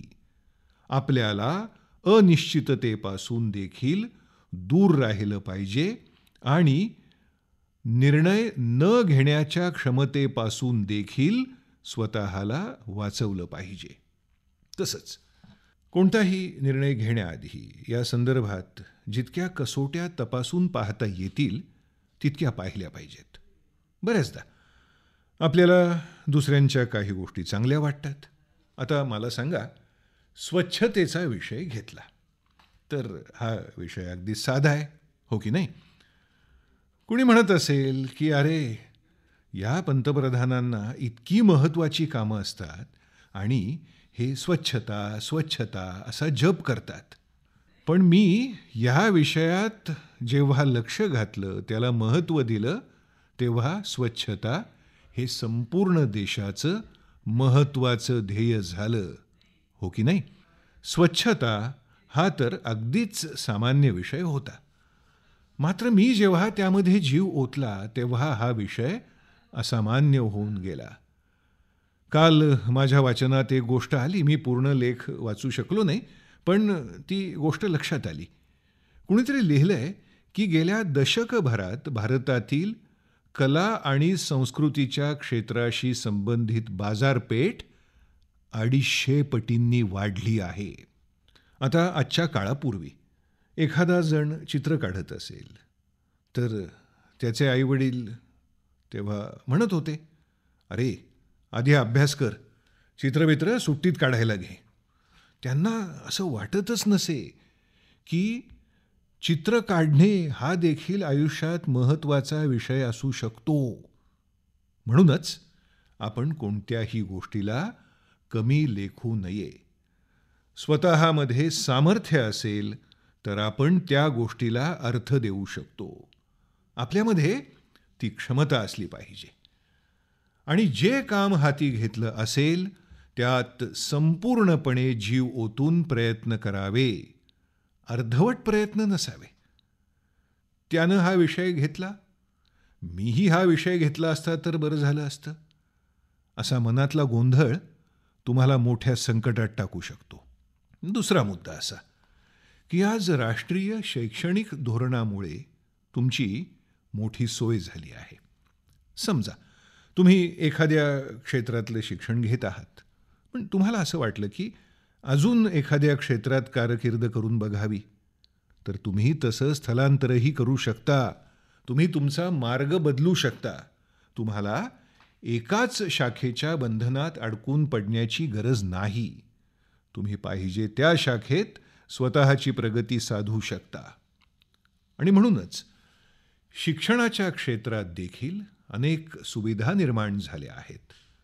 आज मी प्रदर्शन पाहत होतो तेव्हा जाणवलं की विद्यार्थ्यांची प्रतिभा ज्या पद्धतीने व्यक्त झाली आहे ती अत्यंत प्रभावित करणारी आहे.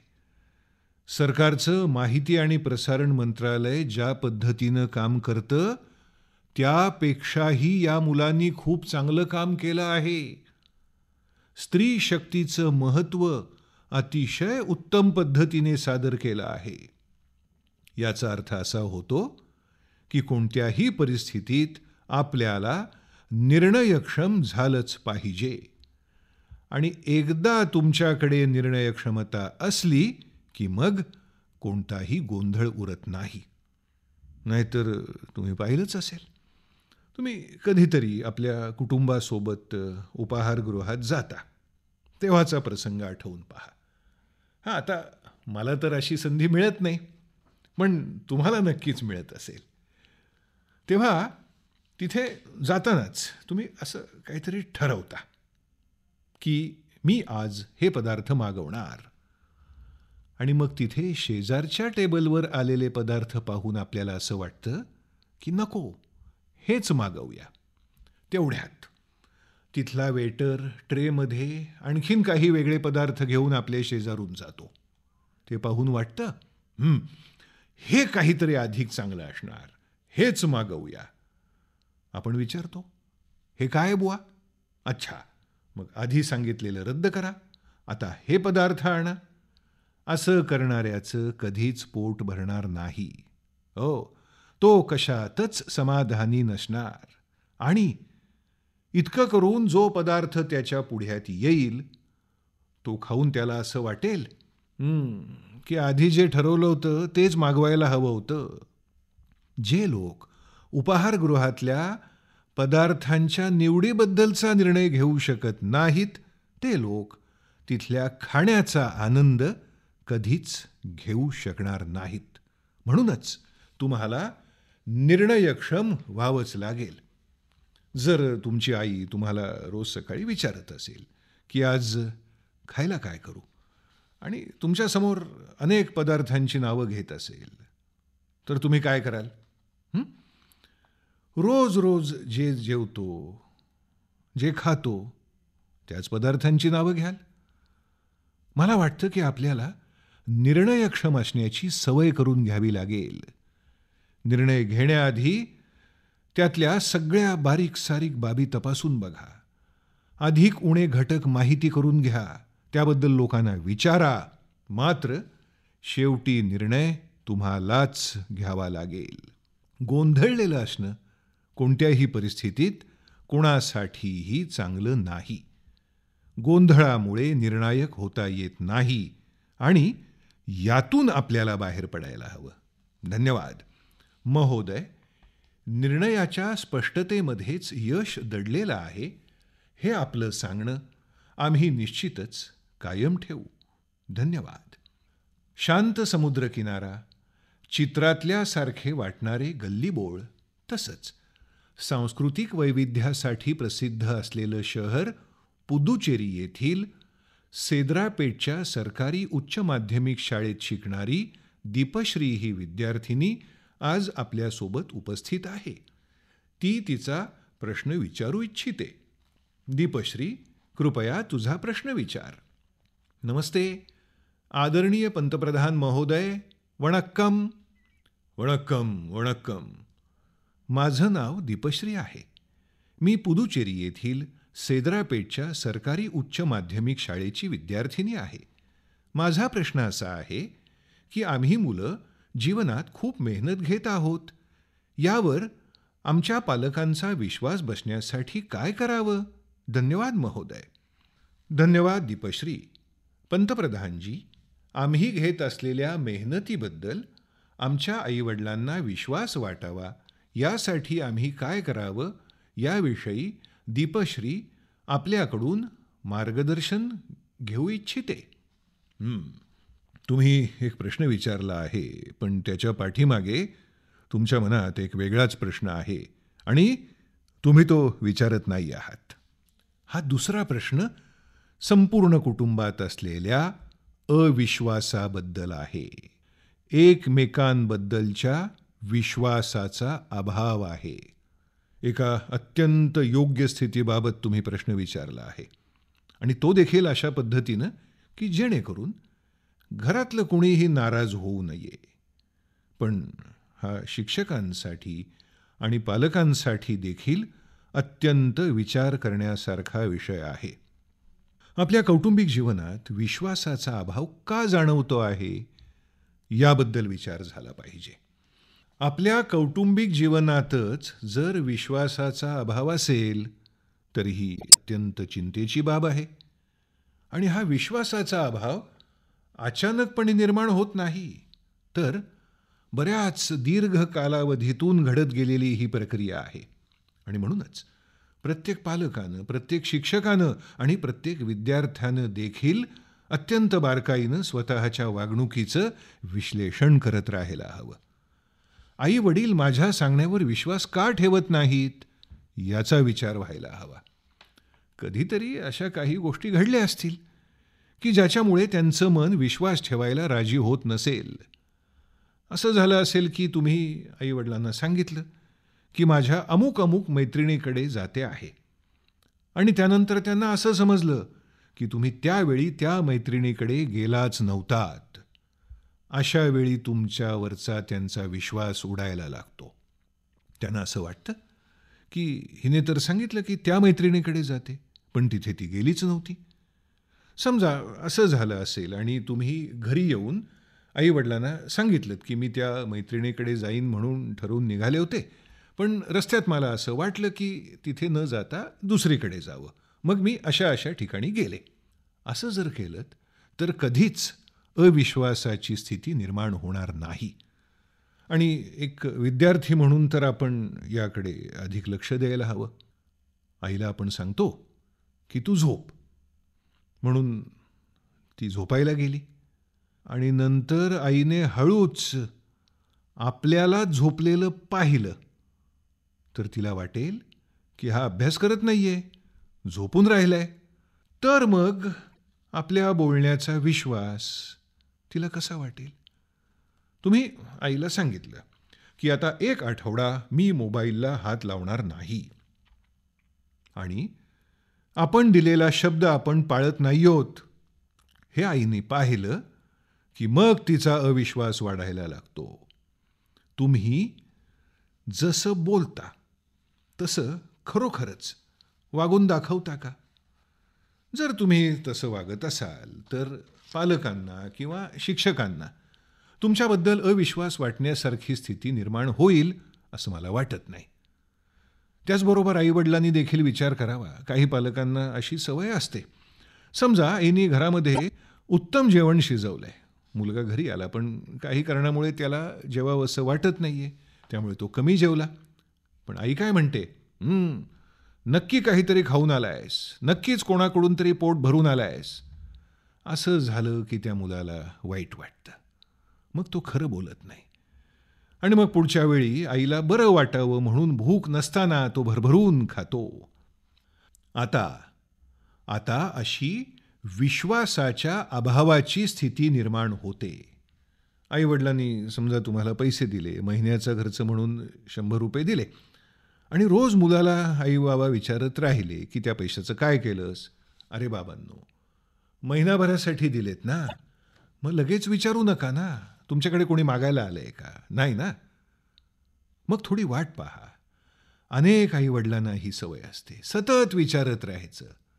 खरं तर तुम्ही वेगळ्या प्रकारे देखील जाणून घेऊ शकता. असं म्हणून बघा ना की बेटा, त्या दिवशी खूप पैसे नव्हते म्हणून तुला 100च रुपये देऊ शकलो. परत लागले तर मागून घे बरं. मग त्या मुलालाही वाटेल की आईवडील आपला विचार करतात. बघा, आता तुमच्या आवडीचा विषय निघाला तर कसे टाळ्या वाजवता आहात. तर असं आहे, त्या 100 रुपयांचं काय केलं हाच प्रश्न अशा वेगळ्या पद्धतीने विचारला तर मुलगाही सांगेल की नको आई, पैसे आहेत माझ्याकडे, पुरेसे आहेत. आपली एकमेकांशी संवाद साधण्याची पद्धत कशी आहे, या गोष्टी हळूहळू दैनंदिन जीवनाकडून शैक्षणिक जीवनाकडे वळताना संघर्षात परिवर्तित होत जातात.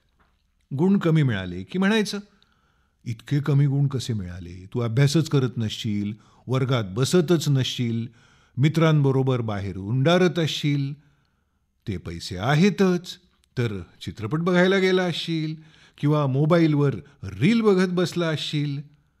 अशा प्रकारे परिस्थिती बिघडायला सुरुवात होते. आधी एकमेकांवरचा विश्वास उडतो, मग दुरावा वाढत जातो. असा दुरावा कधी कधी मुलांना नैराश्याच्या गर्तेत ढकलायला कारणीभूत ठरतो. आणि म्हणूनच आईवडिलांनी या गोष्टी लक्षात घेणं आवश्यक आहे. अशाच प्रकारे शिक्षकांनी देखील मुलांशी इतक्या मोकळेपणानं वागलं पाहिजे की मुलं सहजतेनं तुमच्याशी बोलू शकतील.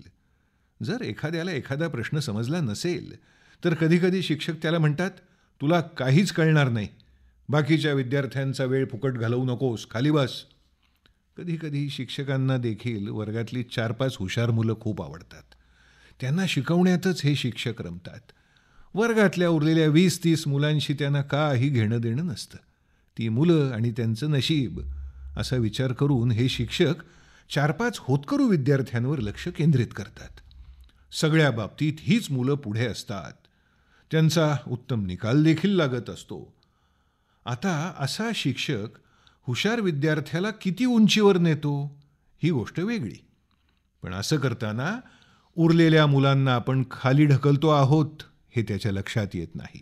तेव्हा शिक्षक हो, कृपा करून तुमच्यासाठी सर्वच विद्यार्थी समान असतील असं धोरण तुम्ही ठेवलं पाहिजे. सर्वांबरोबर एक समान वर्तणूक ठेवली पाहिजे. जो हुशार मुलगा आहे तो तुमच्याकडून उत्तम गोष्टी शिकून स्वतःच्या बळावर पुढे जाणारच आहे. पण ज्याला तुमच्या मार्गदर्शनाची खरी गरज आहे त्याच्याशी वागताना जर तुम्ही थोडी सहृदयता दाखवलीत तर बरं होईल. मी सांगतो, अशा मुलाच्या चांगल्या गुणांची वाखाणणी केली पाहिजे. जो विद्यार्थी अभ्यासात थोडा कमजोर आहे, त्याचं जर हस्ताक्षर चांगलं असेल तर त्याच्याजवळ जाऊन त्याचं कौतुक करा. त्याला सांगा की अरे, किती उत्तम प्रकारे लिहितोस तू, तुझं अक्षर किती सुरेख आहे, किती हुशार आहेस तू, असं म्हणा. एखाद्या अभ्यासात मागे असलेल्या विद्यार्थ्यांना म्हणा की अरे, तुझे कपडे फार छान असतात, तुझा शर्ट मस्त आहे. तर त्याच्यात आत्मविश्वास निर्माण होईल. तो तुमच्यासमोर मोकळेपणानं वागेल, मोकळेपणानं बोलेल. त्याला वाटेल की शिक्षकांचं आपल्याकडे लक्ष आहे. अशा प्रकारे शाळेमध्ये एक खुलं वातावरण तयार होईल. अर्थात यासाठी विद्यार्थ्यांनी देखील जबाबदारी घेतली पाहिजे. माझ्या कोणत्या वागण्यामुळे माझ्या घरच्या लोकांचा माझ्यावरचा विश्वास उडाला, याबद्दल आपण आत्मचिंतन केलं पाहिजे. आपल्या कोणत्याही वागण्यामुळे आपल्या पालकांचा, शिक्षकांचा आपल्यावरचा विश्वास उडता कामा नये, याची खबरदारी आपण घेतली पाहिजे. आपल्याला ज्या गोष्टी जमत नसतील त्या मोकळेपणानं सांगितल्या पाहिजेत. दुसरी गोष्ट, मला असं वाटतं की कुटुंबामध्ये आपण एक प्रयोग करू शकता. समजा तुमच्या मुलाचे 5 मित्र आहेत, तर महिन्यातून एकदा 2 तासांसाठी या सर्व 5 मित्रांचे कुटुंबीय तुमच्या घरी किंवा सगळे मिळून दुसऱ्या मित्राच्या घरी एकत्र या, भेटा. दुसऱ्या महिन्यात दुसऱ्या मित्राच्या घरी जमा आणि यामध्ये लहान थोर सर्वजण असावेत. एक दोघे जण गेलेत असं नको. अगदी 80 वर्षांचे आईवडील जर चालत्या फिरत्या स्थितीमध्ये असतील, तंदुरुस्त असतील, तर त्यांना सुद्धा यात सामावून घ्या. मग समजा की 3ऱ्या क्रमांकाचा मित्र आहे, त्याची आई एखाद्या सकारात्मक विचारांचं पुस्तक वाचून त्याची गोष्ट सगळ्यांना सांगेल. पुढच्या महिन्यात दुसऱ्या एका मित्राच्या वडिलांनी एखादा सकारात्मक विचारांचा चित्रपट पाहिला असेल, तर ते त्याबद्दल गोष्ट सांगतील. महिन्यात 2 तासांचं स्नेहसंमेलन करा. एखाद्या उत्तम संदर्भासह सकारात्मक बाबींची चर्चा करा.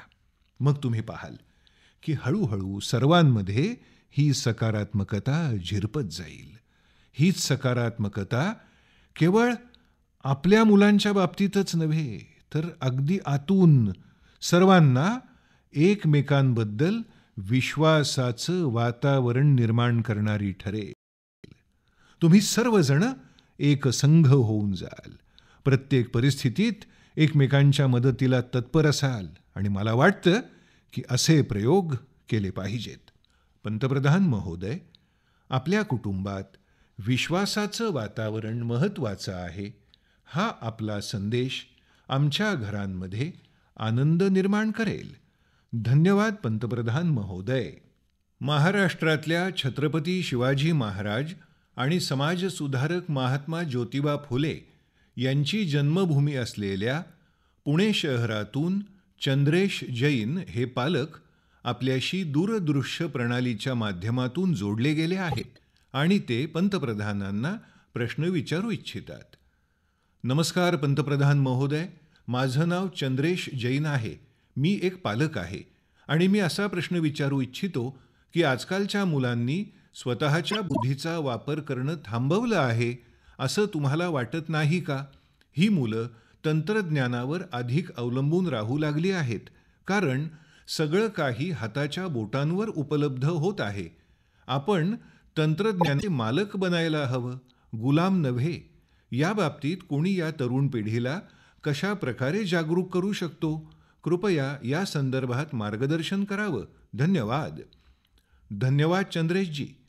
आदिवासी जमातींचे लोकनायक आणि स्वातंत्र्य सैनिक बिरसा मुंडा यांची जन्मभूमी असलेल्या झारखंडमधील रामगढ जिल्ह्यातून पूजा श्रीवास्तव या पालक दूरदृश्य प्रणालीच्या माध्यमातून आपल्या कार्यक्रमात सहभागी झाल्या आहेत आणि पंतप्रधान महोदय, आपल्याला प्रश्न विचारून मनातील शंकेचं निरसन होण्याची अपेक्षा करत आहेत. पूजाजी, कृपया तुमचा प्रश्न विचारा. पंतप्रधान महोदय नमस्कार. माझं नाव पूजा श्रीवास्तव. मी झारखंडमधील रामगढच्या श्री गुरु नानक सरकारी विद्यालयात शिकणाऱ्या प्रियांशी श्रीवास्तवची पालक आहे. मला असं विचारायचं आहे की इंस्टाग्राम, स्नॅपचॅट, ट्विटर यासारख्या समाज माध्यमांचा वापर करताना मी कशा प्रकारे माझ्या मुलीच्या अभ्यासाचं व्यवस्थापन करू शकते? कृपया मला मार्गदर्शन करा. धन्यवाद. धन्यवाद महोदया. हिमाचल प्रदेशातील शिवालिक डोंगर रांगांच्या तळभागातल्या हमीरपूर जिल्ह्यातील कांगूमधील TRDAV शाळेतील अभिनव राणा हा विद्यार्थी दूरदृश्य प्रणालीच्या माध्यमातून आपल्याशी जोडला गेला आहे आणि पंतप्रधानजी, तो तुम्हाला प्रश्न विचारू इच्छितो. अभिनव, कृपया तुझा प्रश्न विचार. आदरणीय पंतप्रधान महोदय, नमस्कार. माझं नाव अभिनव राणा आहे आणि मी हिमाचल प्रदेशातल्या हमीरपूर जिल्ह्यातील कांगूमधील TRDAV शाळेचा विद्यार्थी आहे. महोदय, माझा प्रश्न असा आहे की आपण कशा प्रकारे विद्यार्थ्यांना परीक्षेच्या ताणाचं परिणामकारक व्यवस्थापन करण्यासंदर्भात शिक्षित आणि प्रेरित करू शकतो. त्याचवेळी अत्यंत महत्त्वाच्या शिक्षणाच्या काळात मन विचलित करणारं माध्यम म्हणून नव्हे, तर शिक्षणाचं साधन म्हणून मोबाईल तंत्रज्ञानाचा वापर कशा प्रकारे करून घेऊ शकतो. धन्यवाद. धन्यवाद अभिनव. पंतप्रधान महोदय, चंद्रेश जैन, पूजा आणि अभिनव यांच्यासारखे अनेक जण आपल्या जीवनात समाज माध्यमं तसंच तंत्रज्ञानाच्या वाढत्या दबावामुळे उद्भवलेल्या परिस्थितीने त्रासलेले आहेत. हे सर्वजण तंत्रज्ञानावरचं अवलंबित्व आणि याच्या वापराच्या वाईट परिणामांपासून कसं वाचावं याबाबत आपल्याकडून मार्गदर्शनाची अपेक्षा करत आहेत. कृपया मार्गदर्शन करावं. असं बघा की आपल्या शास्त्रांमध्ये देखील असं म्हटलं आहे आणि आपल्या नेहमीच्या व्यवहारात देखील म्हटलं जातं की कोणत्याही गोष्टीचा अतिरेक कोणाचंही भलं करत नाही. कोणत्याही गोष्टीची जी एक मर्यादा असते त्याचं पालन झालं पाहिजे. समजा तुमच्या आईनं अत्यंत उत्तम जेवण तयार केलं आहे. ते पोषणदृष्ट्या उत्कृष्ट आहे, चव तुमच्या आवडीची आहे, जेवणाची वेळ देखील झाली आहे.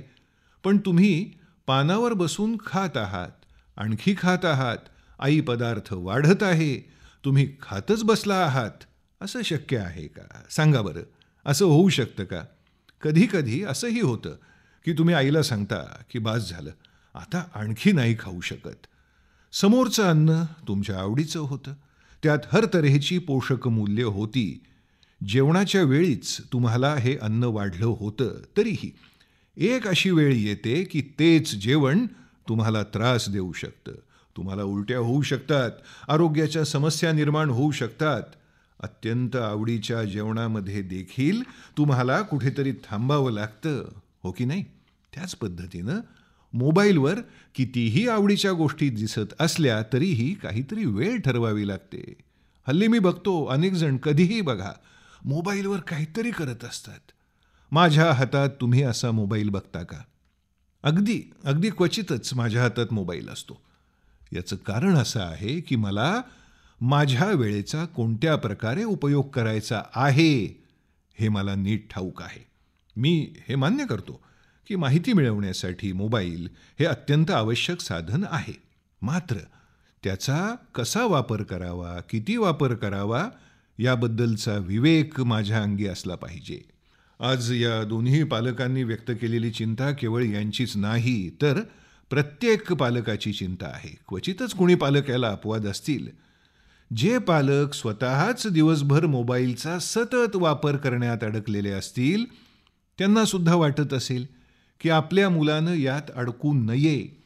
आणि सर्वात महत्त्वाची गोष्ट म्हणजे तुम्ही पाहिलं असेल की हा मोबाईल तुमच्या आयुष्याला एकदम मर्यादित करून टाकतो. जर तुम्ही हल्लीच्या कुटुंबात डोकावलात तर दिसेल की 4-5 जण कोपऱ्यांमध्ये मोबाईल घेऊन बसले आहेत आणि संदेश फॉरवर्ड करत आहेत. त्यांच्यापैकी कुणी उठून काही दाखवायला दुसऱ्याजवळ मोबाईल घेऊन जात नाही.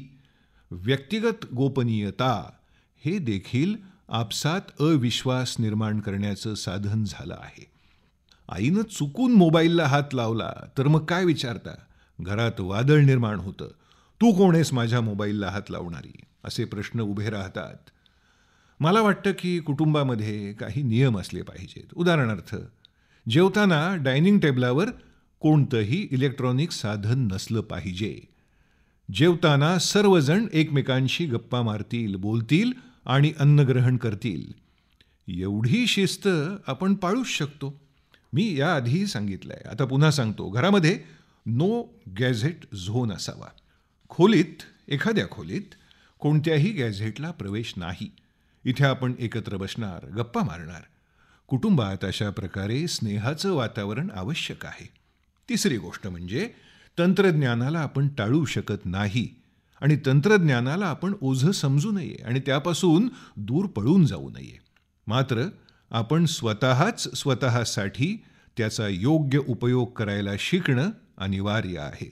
जर तुम्ही तंत्रज्ञानाशी सुपरिचित असाल, मात्र तुमच्या आईवडिलांना त्यात जास्त गती नसेल, तर सर्वप्रथम तुम्ही काय केलं पाहिजे?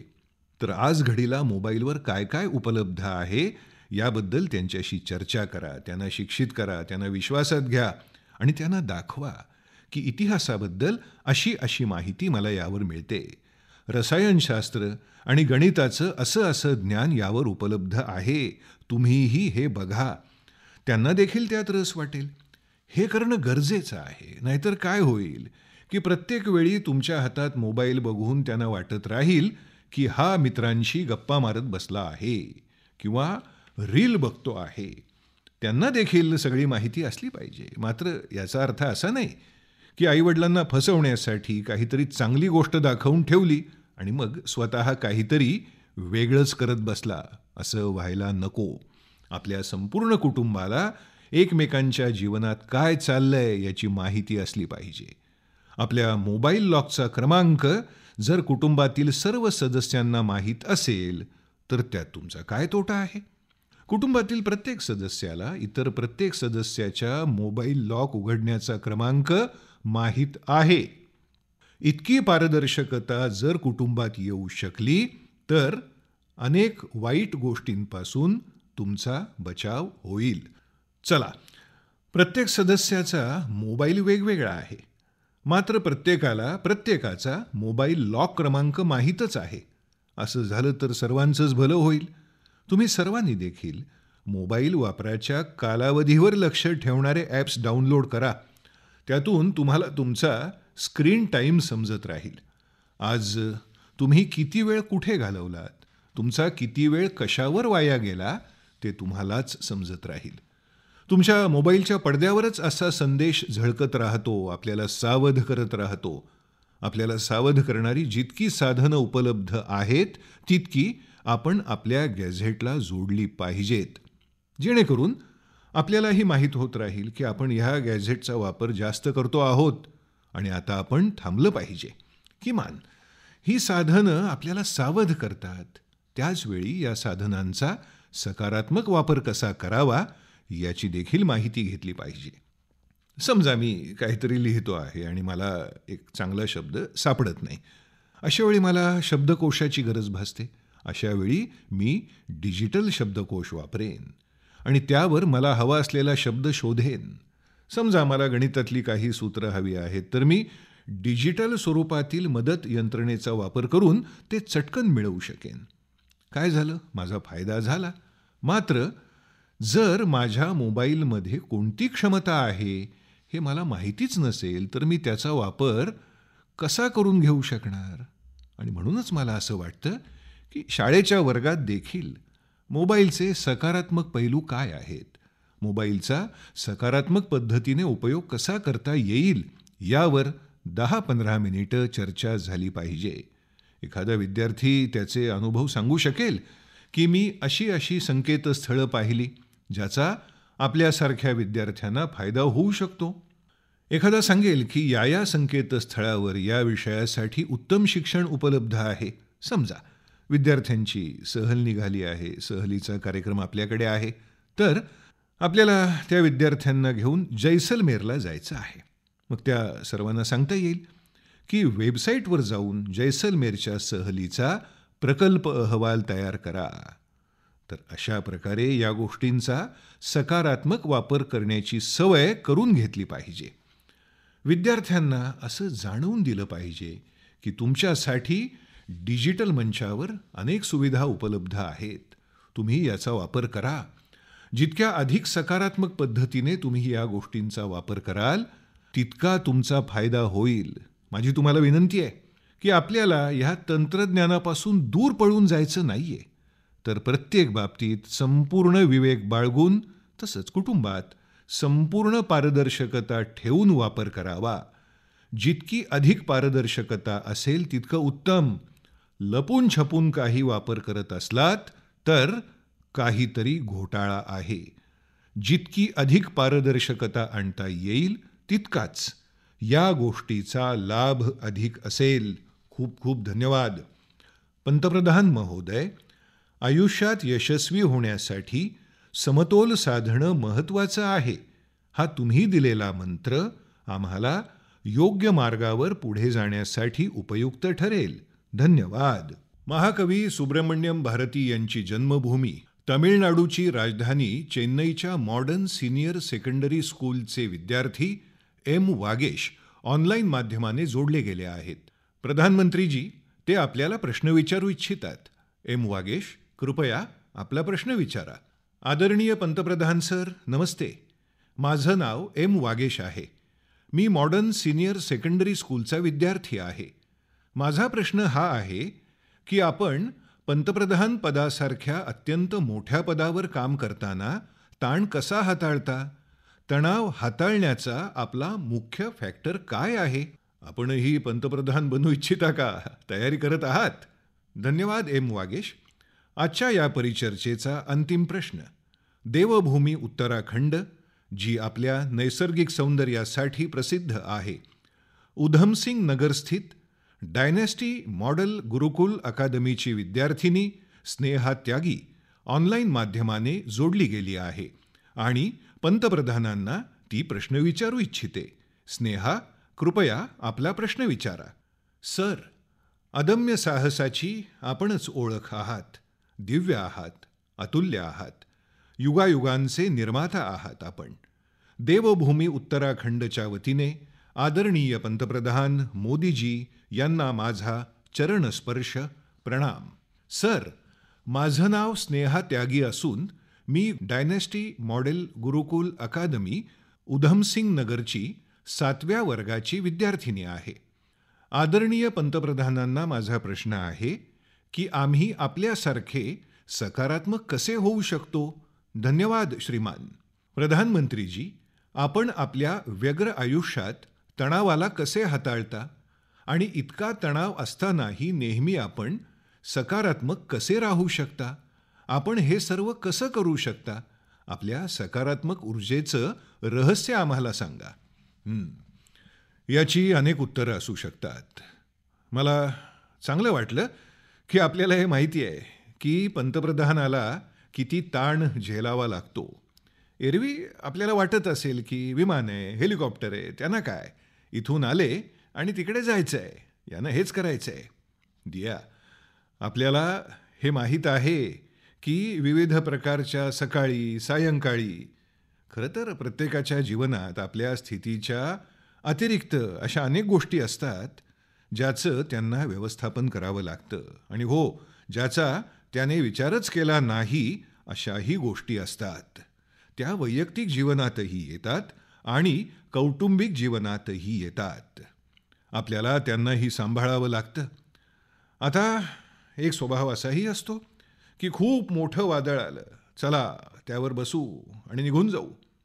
एखादं संकट आलं आहे, खाली मान घाला, वेळ निघून जाईल.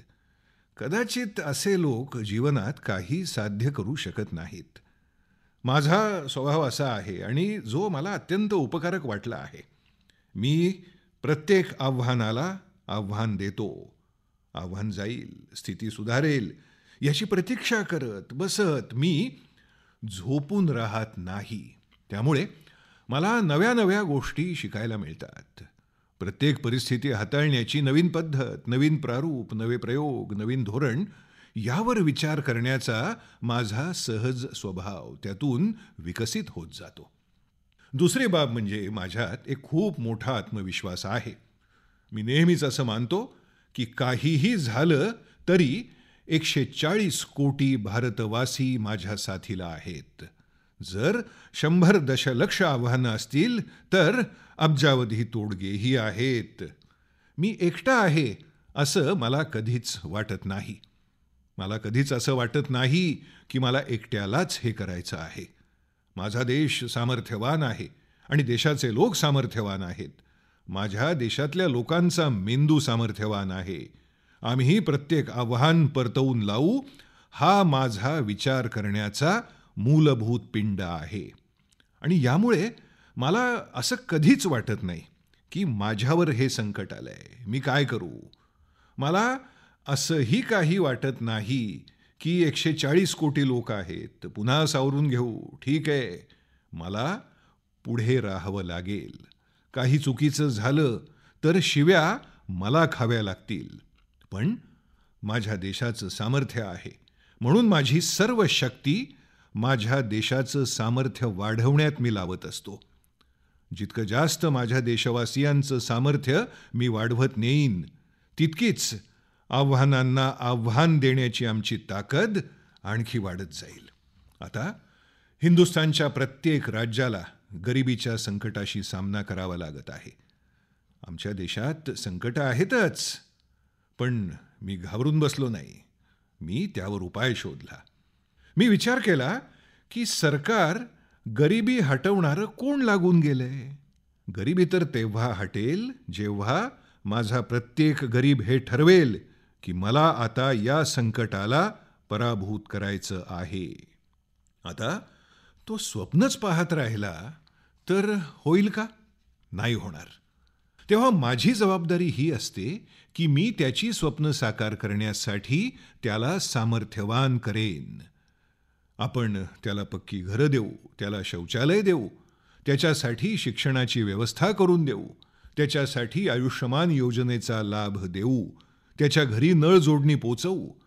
जर मला एका स्थितीपासून दुसरीशी लढा द्यावा लागतो तर त्याला एका स्थितीशी सातत्यानं लढा द्यावा लागतो आहे, तर त्यापासून त्याला मुक्ती देतो, त्याला सक्षम करत जातो, तर तोही मान्य करेल की आता गरिबी गेली. आता मी गरिबीला हाणून पाडेन. माझ्या 10 वर्षांच्या कार्यकाळात 25 कोटी लोक गरिबीतून बाहेर आले आहेत. आणि आपण पहा, आणि म्हणून माझा प्रयत्न हा राहतो की आपण आपल्या देशाच्या शक्तीवर, देशाच्या स्रोतावर विश्वास ठेवला पाहिजे. जेव्हा आपण या साऱ्या गोष्टी पाहतो तेव्हा आपल्याला एकटं असल्याचं वाटत नाही. मी काय करू, मी कसं करू, मी तर एक चहा विकणारा माणूस, मी काय करेन, असा विचार मी करू शकत नाही. मला पूर्ण विश्वास असला पाहिजे. म्हणून ही पहिली बाब आहे. ज्यांच्यासाठी तुम्ही काम करत आहात त्यांच्यावर अपार विश्वास असला पाहिजे. दुसरी बाब म्हणजे तुमच्याजवळ नीरक्षीर विवेक पाहिजे. काय बरोबर आहे आणि काय चूक आहे, कोणती गोष्ट आज आवश्यक आहे आणि हे आवश्यक नाही तर नंतर पाहू, तुमच्याकडे प्राधान्य निश्चित करण्याचं सामर्थ्य पाहिजे. अनुभवाने ते येतं, प्रत्येक बाबीचं विश्लेषण केल्याने ते येतं. मी दुसरा प्रयत्न हा करतो. तिसरी बाब म्हणजे चूक झाली तरीही असं मानून चालतो की हा माझ्यासाठी धडा आहे. मी याला निराशेचं कारण मानत नाही. आता आपण पहा की कोविडचं संकट किती भयंकर होतं. ते काय किरकोळ आव्हान होतं का? पूर्ण जग त्यात अडकलं होतं. आता माझ्यासाठीही होतं. आता मी काय असं म्हणू की ही जागतिक साथ आहे, मी काय करू, जागतिक आजार आहे, सगळे आपापलं पहा. मी असं केलं नाही. मी रोज टीव्हीवर आलो, देशवासियांशी चर्चा केली, कधी टाळ्या वाजवायला सांगितल्या तर कधी थाळ्या वाजवायला सांगितल्या, कधी दिवे पेटवायला सांगितले. हो, हे सगळं कोरोनाला नष्ट करणारं नव्हतं, पण कोरोना विरोधात लढण्याची सामूहिक शक्ती जन्म देणारं होतं. सामूहिक शक्तीला जागवणं. आता हे पहा ना, आधी खेळाच्या मैदानात आमचे लोक जात होते. कधी कुणी जिंकून येत होतं, कधी कुणी जिंकून येत नव्हतं. जाणाऱ्यांना कोणी विचारत नव्हतं आणि येणाऱ्यांना कोणी विचारत नव्हतं. मी म्हटलं 3 पदकं जिंकून आले तरीही मी ढोल वाजवेन. हळूहळू 107 पदकं जिंकण्याचं सामर्थ्य त्याच मुलांमधून बाहेर आलं. सामर्थ्य तर होतं, योग्य दिशा, योग्य रणनीती, योग्य नेतृत्व परिणाम घेऊन येतं. ज्याच्याकडे सामर्थ्य आहे त्याचा सदुपयोग केला पाहिजे. आणि माझा तर हा सिद्धांत राहिला आहे की चांगलं सरकार चालवण्यासाठी आणि समस्या सोडवण्यासाठीही खालून वरपर्यंत योग्य माहिती असली पाहिजे आणि वरून खाली अगदी योग्य असं मार्गदर्शन केलं गेलं पाहिजे. जर हा दुहेरी चॅनल योग्य राहिला तर त्यांचं कम्युनिकेशन, त्यांच्या व्यवस्था, त्याचे प्रोटोकॉल्स यांना योग्य तऱ्हेने जर मॅनेज केलं गेलं तर आपण समस्येची स्थिती सांभाळू शकता. कोरोना एक मोठं उदाहरण आहे आणि म्हणून मी मानतो की आपण निराश होण्याचं काहीच कारण नाही. जीवनात निराश व्हायचं नाही असं एकदा मनात ठरवलं की सकारात्मकतेशिवाय काहीच येऊ शकत नाही. माझ्याकडे सारे निराशेचे दरवाजे बंद आहेत. कोणताही कोपरा, एक लहान खिडकीही मी खुली ठेवली नाही की तिथून निराशा घुसावी. आणि आपण नेहमी पाहिलं असेल, मी रडत बसत नाही. काय माहिती काय होईल, तो आमच्याबरोबर येईल की नाही, आमच्याशी संघर्ष करेल का, होईलच कसं, आम्ही कशाला बसलो आहोत. आणि म्हणून मी मानतो की जीवनात आत्मविश्वासानं लक्ष्याप्रती भरून राहिलं पाहिजे. आणि दुसरी गोष्ट, जेव्हा कोणताही वैयक्तिक स्वार्थ जेव्हा नसतो तेव्हा स्वतःसाठी काही करणं निश्चित होतं. जेव्हा निर्णयात कधीही निर्णयात द्विधा अवस्था होत नाही. माझं काय, मला काय याच्याशी मला काही घेणं देणं नाही. सर्व काही मी करतो आहे ते देशासाठी, सर्व आपल्यासाठी करतो आहे. बाकी आपल्या मातापित्यांना ज्या अडचणीतून जावं लागतं, मला वाटत नाही की त्या अडचणीतून आपल्यालाही जावं लागावं. आपल्याला असा एक देश तयार करायचा आहे की भावी पिढीला, आपल्या मुलांना असं वाटेल की या देशात आपण चांगल्या तऱ्हेनं फुलू शकतो, आपलं सामर्थ्य दाखवू शकतो. हा आपला सामूहिक संकल्प आहे की हा आपला सामूहिक निर्धार असला पाहिजे. आणि म्हणून मित्रांनो, जीवनात सकारात्मक विचारांची खूप मोठी ताकद असते. वाईटातल्या वाईट गोष्टीतही सकारात्मक पाहता येतं, ते आपण पाहिलं पाहिजे. धन्यवाद. सर, आपण अत्यंत सहजतेनं आणि सुलभपणे आमच्या सर्व प्रश्नांची उत्तरं दिलीत. आमचे पालक आणि शिक्षक सदैव आपले कृतज्ञ राहतील. आम्ही सदैव परीक्षा योद्धा राहू, एक्झाम वॉरियर नाही. धन्यवाद माननीय प्रधानमंत्रीजी.